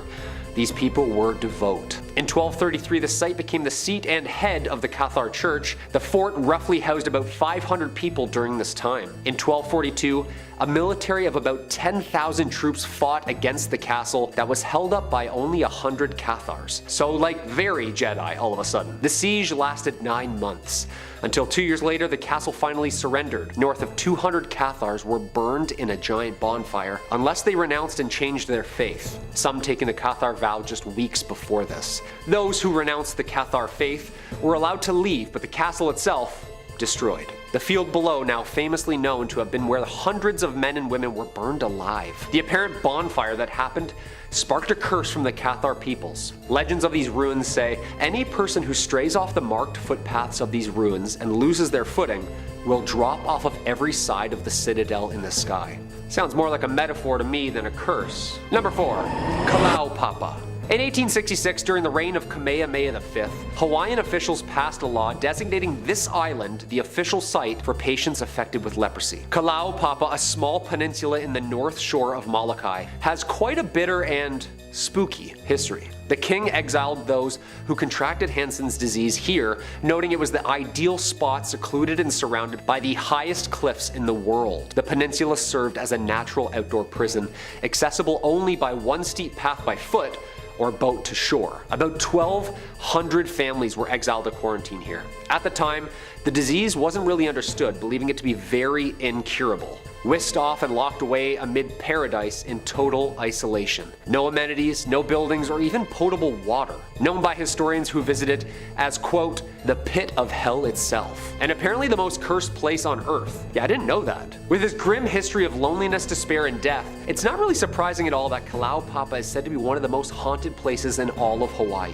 This island was basically a death sentence for those on it. Shackles, cages, caves. Sounds about right to be haunted by the afterlife. Coming in at number 2, LaLaurie Mansion, New Orleans, Louisiana. Located on 1140 Royal Street in New Orleans is the LaLaurie Mansion, a home which was reported to be one of the most haunted places in the world. Some may also be familiar with this house as it was depicted on American Horror Story Coven. Now this home is where slaves were tortured at the hands of Delphine LaLaurie. Born Marie Delphine McCarty, but more commonly known as Madame LaLaurie, she was a New Orleans socialite and serial killer who, like I said, tortured and murdered slaves in her home. Accounts of LaLaurie's treatments of slaves between the years of 1831 to 1834 are mixed. However, Harriet Martineau, writing in 1838, claimed that enslaved people kept by LaLaurie were observed to be singularly haggard and wretched. However, in public appearances, LaLaurie was seen to be generally polite to them. Now, everything changed when a fire broke out in the home on April 10, 1834, which began in the kitchen. When the police were called and the fire marshals arrived, they found the cook chained to the stove by her ankle, with her later stating that she had started the fire as an attempt to end her life. As reported in the New Orleans Bee of April 11, 1834, bystanders responding to the fire attempted to enter the quarters of the enslaved people to ensure that everyone had been evacuated. Upon being refused the keys by the LaLauries, the bystanders broke down the doors to the quarters and found, I quote, 7 slaves, more or less horribly mutilated, suspended by their neck with their limbs apparently stretched. When the discovery was made and the news broke out, a mob of local citizens attacked the LaLauries' residence and demolished and destroyed everything upon which they could lay their hands. Now, the original mansion occupied by LaLaurie did not survive, with the mansion on the corner of Royal Street, which is commonly referred to as the LaLaurie Mansion, not being the same building inhabited by LaLaurie. Despite that, many believe that the ground itself is still haunted. And finally, coming in at number 1, Lizzie Borden Bed and Breakfast, Massachusetts. First and foremost, Lizzie Borden was an American woman who was the primary suspect in the 1892 axe murders which took place at the home in Fall River, Massachusetts. The victims were Lizzie's father and her stepmother, with her being ultimately acquitted of the murders. Now, this case received a huge amount of attention across the United States, and following her release from jail where she had been held during the trial, Lizzie opted to remain in the same area where the deaths occurred. The despite facing ostracism from other residents. Lizzie ultimately spent the remainder of her life in Fall River before passing away of pneumonia at the age of 66. The Lizzie Borden house is of course the home where the Borden family lived, with it being located on 230 2nd Street in the city of Fall River. From 1874 to 1892, the house was the property of Andrew Borden, Lizzie's father, who was a member of Fall River High Society. After Lizzie's trial and ultimate acquittal, she bought another home located on 7 French Street that she named Maplecroft. This is where she remained until her death. Now, as of today, the Borden house operates as a bed and breakfast, and it has been doing so since 1996. It is currently owned by Martha McGinn, whose grandparents purchased the home back in 1948. According to Martha, the room where Lizzie's stepmother was found murdered is the most requested room of the bedrooms at the B&B, which is incredibly sick and twisted. Coming in at number 5, we have Aradale Asylum in Ararat, Victoria, Australia.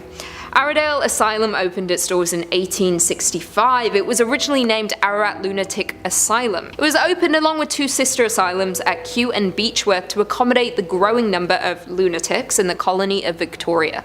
The asylum was built as a town within a town, with its own market, gardens, orchard, vineyards, piggery, and other stock kept on the ground. As nice as that sounds, those kept there were called inmates rather than patients, and their treatment was not kind.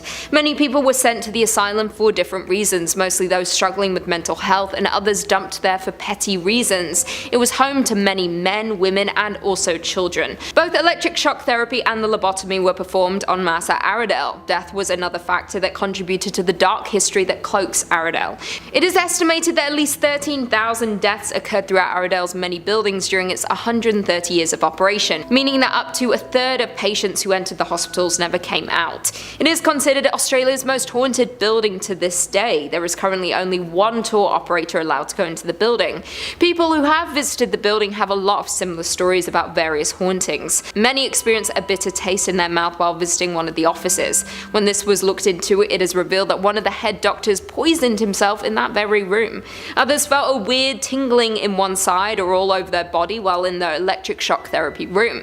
Some see faces or shadows, others hear screams or banging. There is not much to be known about the people who died within the walls or who might remain, making it a very dangerous haunted location to any visitor. Coming in at number 4, we have the Bangar Fort, India. The ruins of a fort city built in the 17th century. Bangar Fort consists of fort walls, bazaars, havelis, royal palaces, and numerous temples, with 3 grand stories you can explore. But do not be fooled by the beauty of these ruins, as they are ranked as the most haunted fort in India. The place is considered to be so haunted, entry is restricted after sunset, so if you're wanting to explore, you will have to do it in the safety of the sunlight.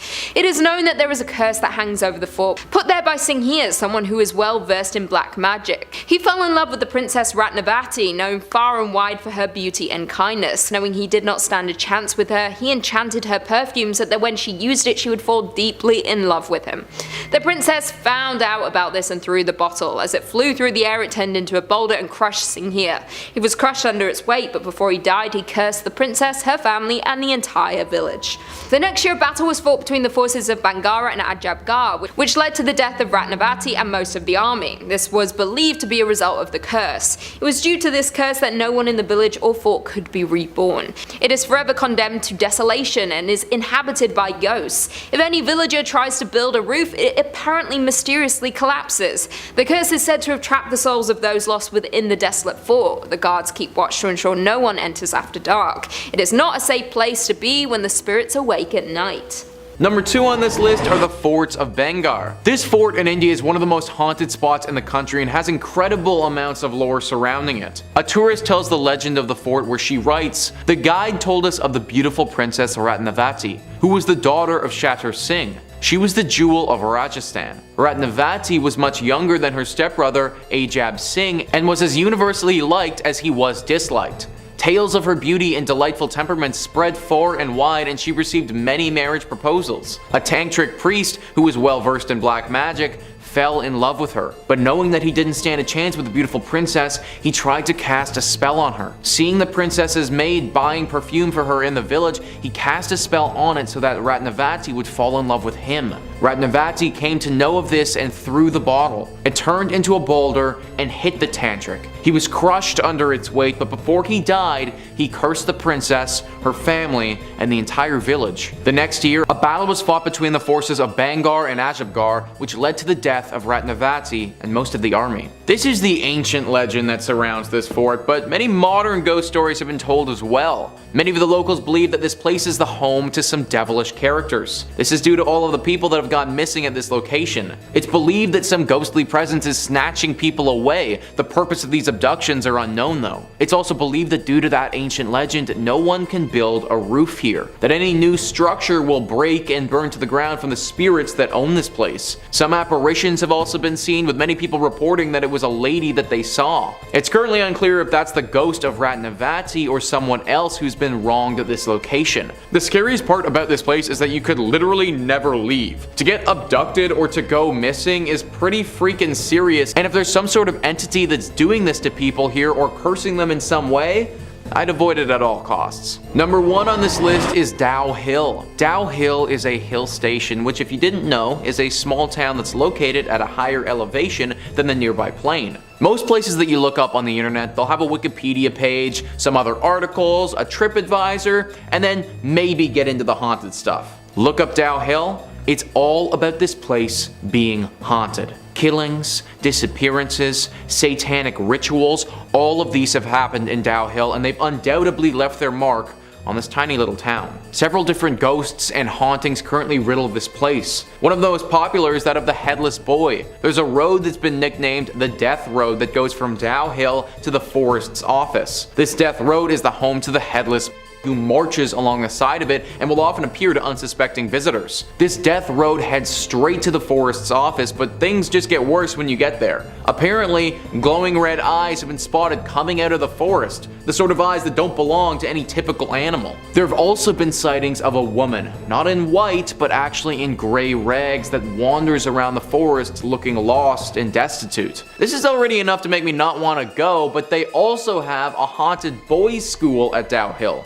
Whisperings, footsteps, doors slamming from thin air, screams, cries, laughter. This can all be heard from the apparent nothing inside of this boys' school. All of this makes Dow Hill one of the most haunted spots in India, and definitely a place that you need to keep off of your travel list. In 5th place, we have Pendle Hill, also known as Penhull. Pendle Hill is located in the Lancashire countryside, near the villages of Burnley, Colne, Padiham, Clitheroe, and Nelson. Pendle Hill is famous for George Fox's Visitation, the Quaker movement leader in 1652, and the barometer experiments of Richard Towneley in 1661. I feel like I'm missing something else they were famous for. Let's see if I can get the gray matter in here working. Oh, right. It's home to a very famous witch trial. Locals to the area know very well the story of the 10 women executed for witchcraft at Pendle Hill in the 17th century, who, still haunt the area. The story of the Pendle Witches is an excellent example of a well-documented allegation of witchcraft. So this tale begins way back in the year 1612, when there was said to be a family of local peasants who lived in a vast limestone tower. However, the family was no ordinary family. These peasants had enormous powers, and were reported to be in league with the devil. According to reports, the family made clay effigies out of teeth and human hair. In a coincidence that's going to surprise absolutely no one, local people died of various mysterious illnesses or great pains at the time. The milk in the area turned sour, and cattle died mysteriously as well. People were kind of afraid to go up that hill. A local magistrate, Roger Norwell, made the decision to arrest 2 people living in the tower. They were brought to Lancaster for trial, and 2 days later, the rest of the witches were arrested and also taken to Lancaster for trial. Out of the 12 folks on trial, 1 passed during the proceedings, another one was found not guilty, and the other 10 were, very much found guilty. On August 20th of 1612, all 10 accused witches went to the way of the rope necklace at Gallows Hill. The history of the witch trials has given the place an eerie atmosphere and several terrifying reports. Pendle Hill was featured on the show Most Haunted, during which several supernatural events are said to have taken place, including members of the show's crew being injured. Most of the ghostly activity is said to be out of spite from the witches, who continue to call Pendle Hill their cursed home. One tale of haunting in particular took place during a Ouija board experiment. Is my disdain showing yet? The stupidity was happening in the foundations of Malkin Tower, when a tooth suddenly landed on the center of the table. Now this caused everyone present to be extremely concerned, and after having obviously checked to ensure that nobody in the group had lost a tooth, which was, definitely human, it left the folks involved in a quandary as to how it got there. The tooth was eventually identified as belonging to an adult of around 40 years of age, and was in fact an old tooth. And if a league of ticked off witches wasn't enough ghosties for y'all, a Bronze Age burial site has been discovered at the hill's summit. Just a little bonus. In fourth place, we have Stirling, Scotland. This beautiful market town has played a pivotal role in the history of Scotland, along with playing host to multiple grisly stories and, unsettled spirits. The imposing hilltop, Stirling Castle, is home to several ghosts, and I'm struggling to decide who to talk about in detail. Probably one of the mysterious ladies. Oh, I know, the Green Lady. It is believed that she was a servant girl in the employ of Mary, Queen of Scots, and a very gifted one at that, who was blessed with the powers of foretelling, or second sight. So this maiden had a premonition that if her queen slept even one night within the ancient fortress, she would not live to see dawn. So she told her mistress of the fears, and thankfully, Mary listened and offered to allow the girl to watch over her as she slept, and, call for aid should any threat present itself. Through the long dark night, our serving gal sat, bundled in a great soft chair guarding her beloved queen. Weary from a long journey, Mary fell into a deep slumber as soon as her head hit the pillow. And this girl too was kinda weary. She barred the door and, lighting a taper, sat by the bedside. There she sat for what seemed like an eternity, near hypnotized by the flickering of the taper's end. But, try as she might, she could not resist the weariness in her bones. Her limbs grew heavy, her eyelids heavier still, and decided, that maybe closing her eyes for a minute wouldn't hurt since she was so exhausted. Hey, we've all been there. But what seemed like no more than a few moments, she opened them again, blinking against the sudden brightness of the chamber. She, through bleary eyes, tried to call out, but found her throat so dry and realized that the tiny taper, set so carefully by the queen's cot, had fallen, lighting the bedclothes and tapestries on fire. Coughing, she darted from her chair, gathering the deeply sleeping queen in her arms, and carried her towards the door, barely managing to get her to safety before eventually passing from smoke inhalation. Sadly, her name has been forgotten. She is known only by the color of the gown she wore, the Green Lady. So visitors to Stirling should be mindful that their female phantoms have one thing in common. Yeah, I said phantoms. Plural. It is said that whosoever looks even once into their eyes won't make it through the night. So if you notice a ruffled robe or a well-turned spectral heel as you're passing around, turn away, avert your gaze, because you don't want to risk your soul. Some say that Queen Mary herself haunts the castle, roaming the grounds in a pink dress. The Darnley Coffee House on Bow Street is also said to be haunted by a mischievous poltergeist, while the Old Town Jail is home to the spirit of the last man that went the way of the rope necklace on site. Number 3 on this list is Julia Hesdu Castle. Bogdan Hesdu was a Romanian intellectual who was very wealthy at the end of the 18th century. Bogdan, even though he put lots of effort into his work and business, put the most of his time into his daughter. Julia Hesdu was his daughter, and in Bogdan's eyes could do no wrong. That's why when she passed very unexpectedly at the age of 19, Bogdan fell into a deep depression. While she was alive, she was rather remarkable. In her early teens, she knew 7 languages and had already graduated several prestigious schools for piano and vocals. She apparently excelled at her schooling as well and was set to have a very fruitful life if she hadn't been taken too early due to tuberculosis. Bogdan, as I mentioned, didn't respond super well to this and reacted by building the Julia Hesdu Castle. Little did he know that it was going to be haunted. Apparently he partook in spiritism sessions with people who were trained in reaching out to the dead. In these sessions he would communicate with his daughter's ghost and she would tell him how she wanted her castle to be constructed. This is how it was built, and everything that he decided to do and tell the architect apparently came directly from the ghost of his daughter. Her ghost didn't just leave things be when this castle was finished though. In fact, she fully took up residence here. It's said that the ghost of this girl can be spotted walking throughout the halls of this castle very often. Many people report hearing the sound of a piano playing, assumingly at the hands of this ghost. What's even creepier though is that this piano playing will instantly be followed by the applause of her dead father. Also, this castle has several rooms specifically made for spiritual rituals and also an area to worship Satan. From what I've heard, the ghost here isn't particularly dangerous in nature, but it still sounds like one of the creepier spots in the whole country. Number 2 on this list is Poenari Fortress. This fortress has been riddled with death and destruction ever since it was first built. Even though in the first part of this series we talked about Dracula's castle, this is the castle where Vlad the Impaler, the inspiration for Dracula's character, spent a large part of his time. It's said that he saw the ruins of a fortress here at the beginning of his rule and thought that it would be a great place for a stronghold. He enslaved his enemies and worked them around the clock to revive the fortress to its former glory. Many of them died due to the extensive of labor and fatigue, and those who didn't were killed by being impaled. Now, it's said that some of their spirits haunt this place, but they aren't the only ghost that still lingers here. The most notable haunting of this place is actually done by Vlad the Impaler's wife. During Vlad's reign, this fortress fell under siege by his enemies. Vlad was able to escape the castle, but his wife wasn't so lucky. The castle was falling, and rather than get captured by the oncoming army,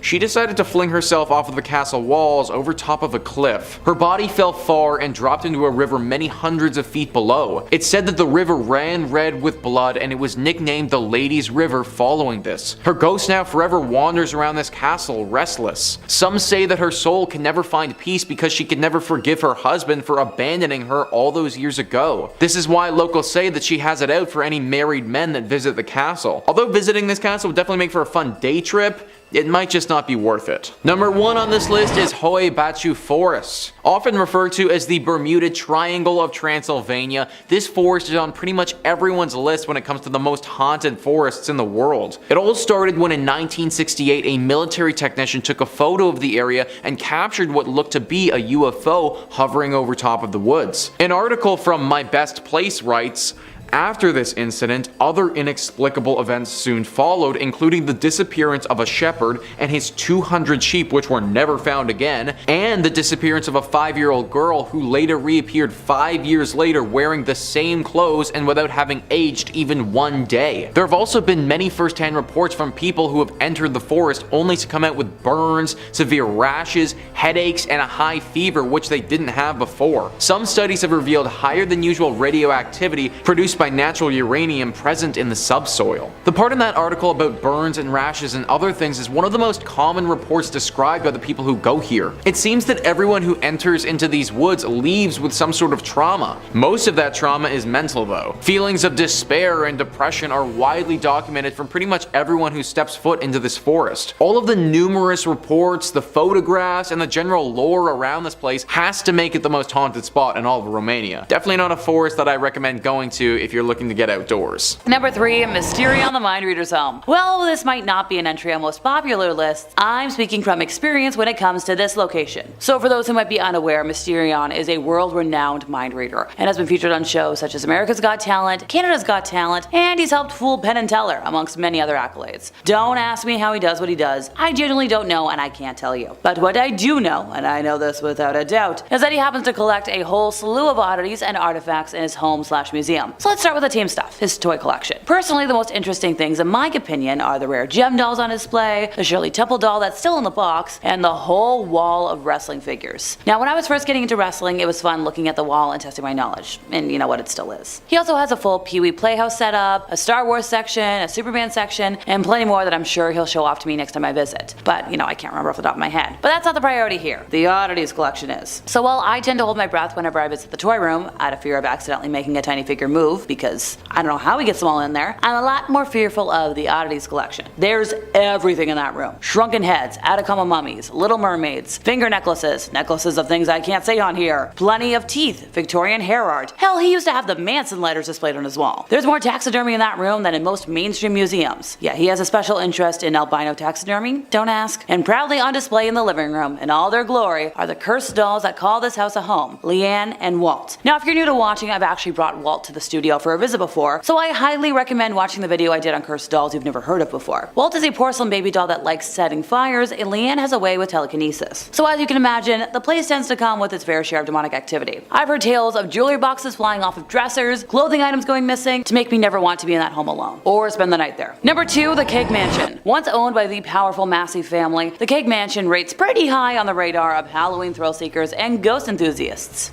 Hello. So apparently once upon a time, a maid working for the Masseys was found dead above the main staircase, and it said some nights you can see her hanging from a rope above the front entrance. Apparently the maid took her life because of grief over Lillian's death, or she might have been knocked up by one of the Massey's sons and couldn't bear the shame. I'm going with the latter. Other sightings include weird happenings in the woman's washroom, a young boy playing on the staircase, and other young folks frolicking upstairs and in the kitchen. Now during the time the Massey family owned the mansion, Lillian Massey did pass away in the second floor bedroom of the house. Now her ghost is said to be roaming the woman's washroom on the same floor. before. Now, I walked by the mansion a number of times when I used to live nearby. Heck, I've even had dinner there once. But I managed to avoid anything following me home, which thank goodness, I have enough demonic energy in my life as it is. I own a couple of demon dolls. It is what it is. Number 1, Exhibition Place. It should come as no surprise that one of Toronto's oldest collections of buildings at Exhibition Place has a few spine-tingling tales to tell. Jacqueline Edwards, senior archivist at Exhibition Place, compiled a list of the site's spookiest stories. So the General Services building at 2 Manitoba Drive is likely the most haunted building on the grounds. Staff members have heard whistling and footsteps in the hallways, crashing noises with no evidence that anything fell, and the sounds of a cocktail party taking place behind closed doors, like complete with music, drinking glasses, and then there's nobody there. Now, perhaps the ghostly noises can be linked to not one, but 2 horrible deaths at the building. Built in the early 1900s, the General Services building was originally a hydroelectric power station, but now houses the Exhibition Place Operations Division, security, and, yeah, the archives. In April of 1912, it was the site of a chilling killing. I like a good run. Junk dealer Joseph Rosenthal was found dead in the hydroelectric yard. The only witness to the crime was also attacked and barely survived, but managed to crawl up Strawn Avenue to find help. A hydro employee named Charles Gibson was found responsible, and the death appeared to be over a scrap metal deal that went sour. A few years later, in 1924, another man died in the basement of the building. Michael Sullivan died on Thursday, October 9th, electrocuted while trying to restore power to the city after a devastating fire. Over in the Stanley Barracks, staff members have heard knocking on doors, and then there's nobody there. Sensors often go off in the building for no reason, doors become suddenly unlocked, and items have been moved out of place. After a 13-month investigation of the X, Richard Palmisano, a paranormal activity investigator, found the barracks had the most ghostly activity, including his favorite spirit, a young girl named Jenny. Now, Jenny is apparently looking for her cat. She died in an accident, her scarf got tangled, and well, you make of that what you will, but she's there, and her father's looking after her. Sadly, the barracks also has some negative energy. There's 2 individuals that gravitate to the basement. Nasty people. One's named Bob, and his buddy Dave or David, and they actually terrorize the other spirits. For historical context, the barracks was built in 1841, and originally consisted of 6 buildings, but only one remains today, the officers' quarters, which is now a part of the Hotel X, complex. Moving on, built in 1931, the Horse Palace is largely empty throughout the year, only occupied by the Toronto Police Mounted Unit and a riding academy year-round. The riding academy staff have heard phantom horses walking above their heads on the 2nd floor, and several cleaning and security staff have seen a ghostly officer riding his horse, who, tends to vanish when they take a second look. During the Second World War, the exhibition grounds was actually a military camp from 1940 to 46. The Horse Palace was used as a barracks for soldiers waiting for training and then to head over, overseas. And for many folks, this was their last memory of Toronto. So around more than 12,000 men went through the Horse Palace, and quite a few never came back. So many security officers have also mentioned that the horticulture building seems to be the worst in terms of things that go bump in the night. The ghostly activity may have something to do with the building's gruesome past. On September 18th of 1949, this building became a temporary morgue for the burned victims of the SS Neuronic. The ship was docked in Toronto when it burned, killing 118 passengers. The victims were laid out on tables throughout the building. Doctors and nurses worked, with police investigators to identify the bodies so the next of kin could claim them, but so many were badly burned and could only be identified by dental records and fingerprints. And one spooky story, a security officer on duty once responded to an alarm in the middle of the night in the basement and found a water valve had been twisted open, allowing water to freely pour into the room. But this valve could only be opened with fire department equipment, so the firefighters, turned off the valve and they were like, what the heck? Now, when left alone again, the officer heard the sound of someone trying to open the door. The force being used, kind of unnerved the officer, so running towards the noise, he kicked the crash bar, forcing the door to open to find nobody on the other side. Shaken and pale, he returned to the security office, only to learn his adventure occurred on the anniversary of the ship's disaster. Number 5, Old City Hall. Built in the late 1890s and once the head seat of the municipality of Toronto and County of York, this building now serves the city as its municipal courts. The city's departments were moved to the modern buildings just west of this ornate building with, rather unique architecture. What's in this old building that interests us? Oh, easy. Stories reverberate of all types of different ghostly activity. The rear staircase has a poltergeist that seems to enjoy tugging at judges' robes, as well as walking up and down the stairs where its footsteps can still be heard. The haunting was first reported by Judge S. Tupper Bigelow, who said he would hear footsteps behind him and feel something pulling at his judicial robe. Now, the same experience happened to Judge Pete Wilch. The cellars acted at one time as a holding center for prisoners, and the moans of the incarcerated have been heard as well. The northwest attic is also a spot where a presence is felt, but nobody's quite sure what it is. Courtroom 33 boasts scary encounters of the spirits of what could be the last men sentenced to hang in Canada. The last 2 men to receive the death penalty were Ronald Turpin and Arthur Lucas. Both men were hung by the, neck, and there is actually doubt about their true guilt. Salvation Army chaplain Cyril Everett tried to save both of their lives but was sadly unsuccessful. Serving the spiritual needs of the condemned, he offered both of them last rites and absolution. Upon coming home from from the Don jail, his son noticed his red-stained clothing. Now this was due to a miscalculation of the drop, with Arthur's head disconnecting. Yes, minus some connective tissue. So it's said that their ghosts still haunt the property to this day. Now that room is in demand every Halloween by ghost hunters, many of whom haven't been able to stay the full night because of the weird noises and cool fogs that left them glued to the floor. So if you feel like ghost hunting, have at it. Number 4, Casa Loma. If a place has secret tunnels, then chances are there's gonna be a few ghosties roaming around, including a stern-looking old man gazing out from my window, who by the way is probably Sir Henry Pellet, the castle's original owner, a British redcoat in the stable, and a lady in white walking the halls and somebody knocking in the tunnel. Sounds like a party. You know me, I love a good lady in white. So the white lady is believed to be a maid who worked there in the early 1900s, around the time when about 60,000 people in Toronto died of influenza. She's been seen in a lot of places by guests or by cleaning and cafeteria staff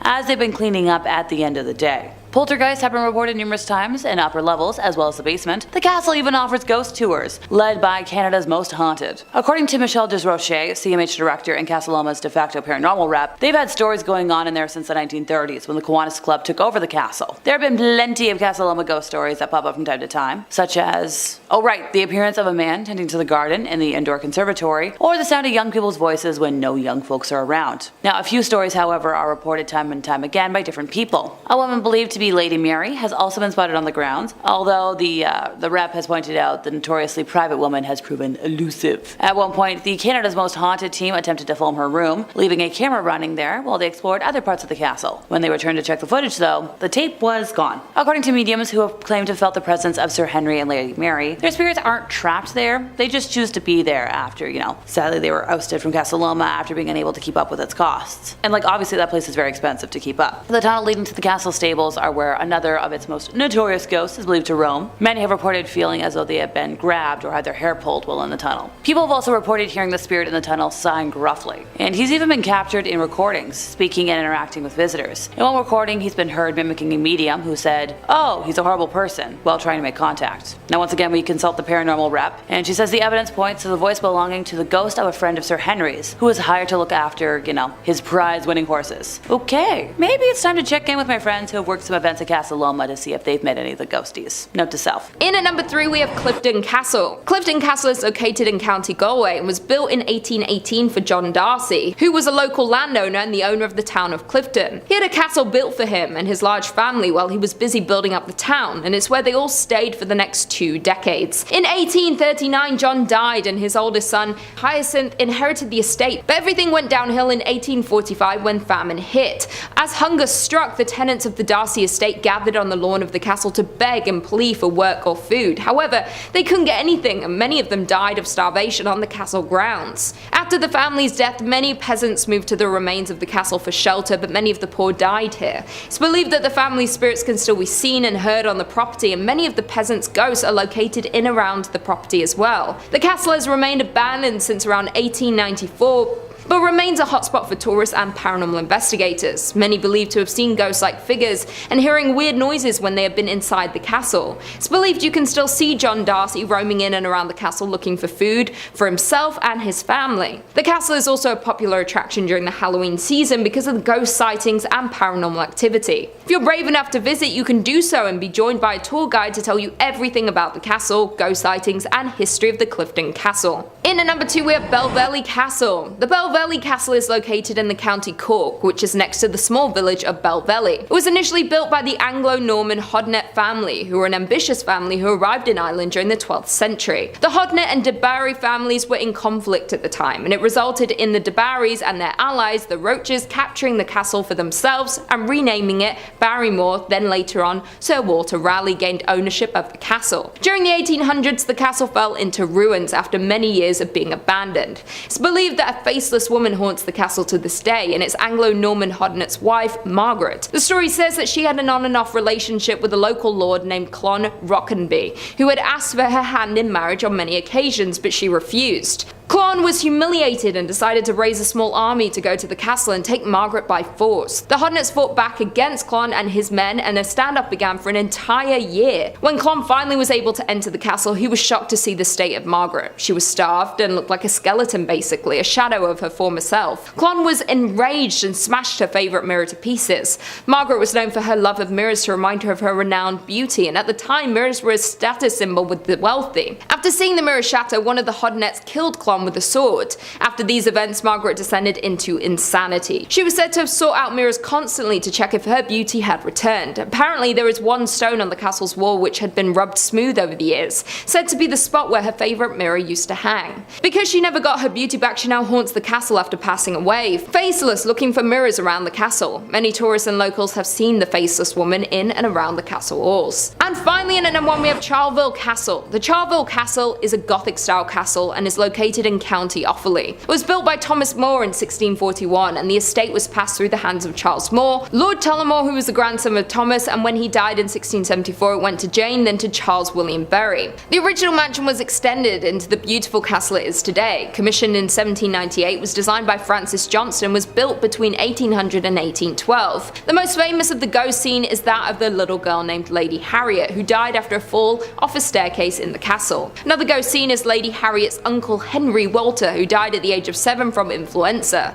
Although he died in London, his body was brought to Ireland and he was buried in the family vault. The volunteers describe Henry and Harriet as terrible twins, as these spirits seem to be very mischievous, and there is even a famous picture taken in the castle that shows a shadowy little boy. The library that is located in the castle is said to be a hotspot for paranormal activity. People who have visited the library have witnessed a dark shadowy form of an older person on the grounds coming from the door, so the children aren't the only ghosts located in the castle. The Charleville Castle has been claimed to be the most haunted building and grounds in all of Europe. It appeared on many TV shows like Most Haunted, Scariest Places on Earth, and Ghost Hunter International. It was also the location for many movies like Becoming Jane, Northanger Abbey, and The Green Knight. It's a huge haunted attraction and has been visited by many different psychics and paranormal investigators.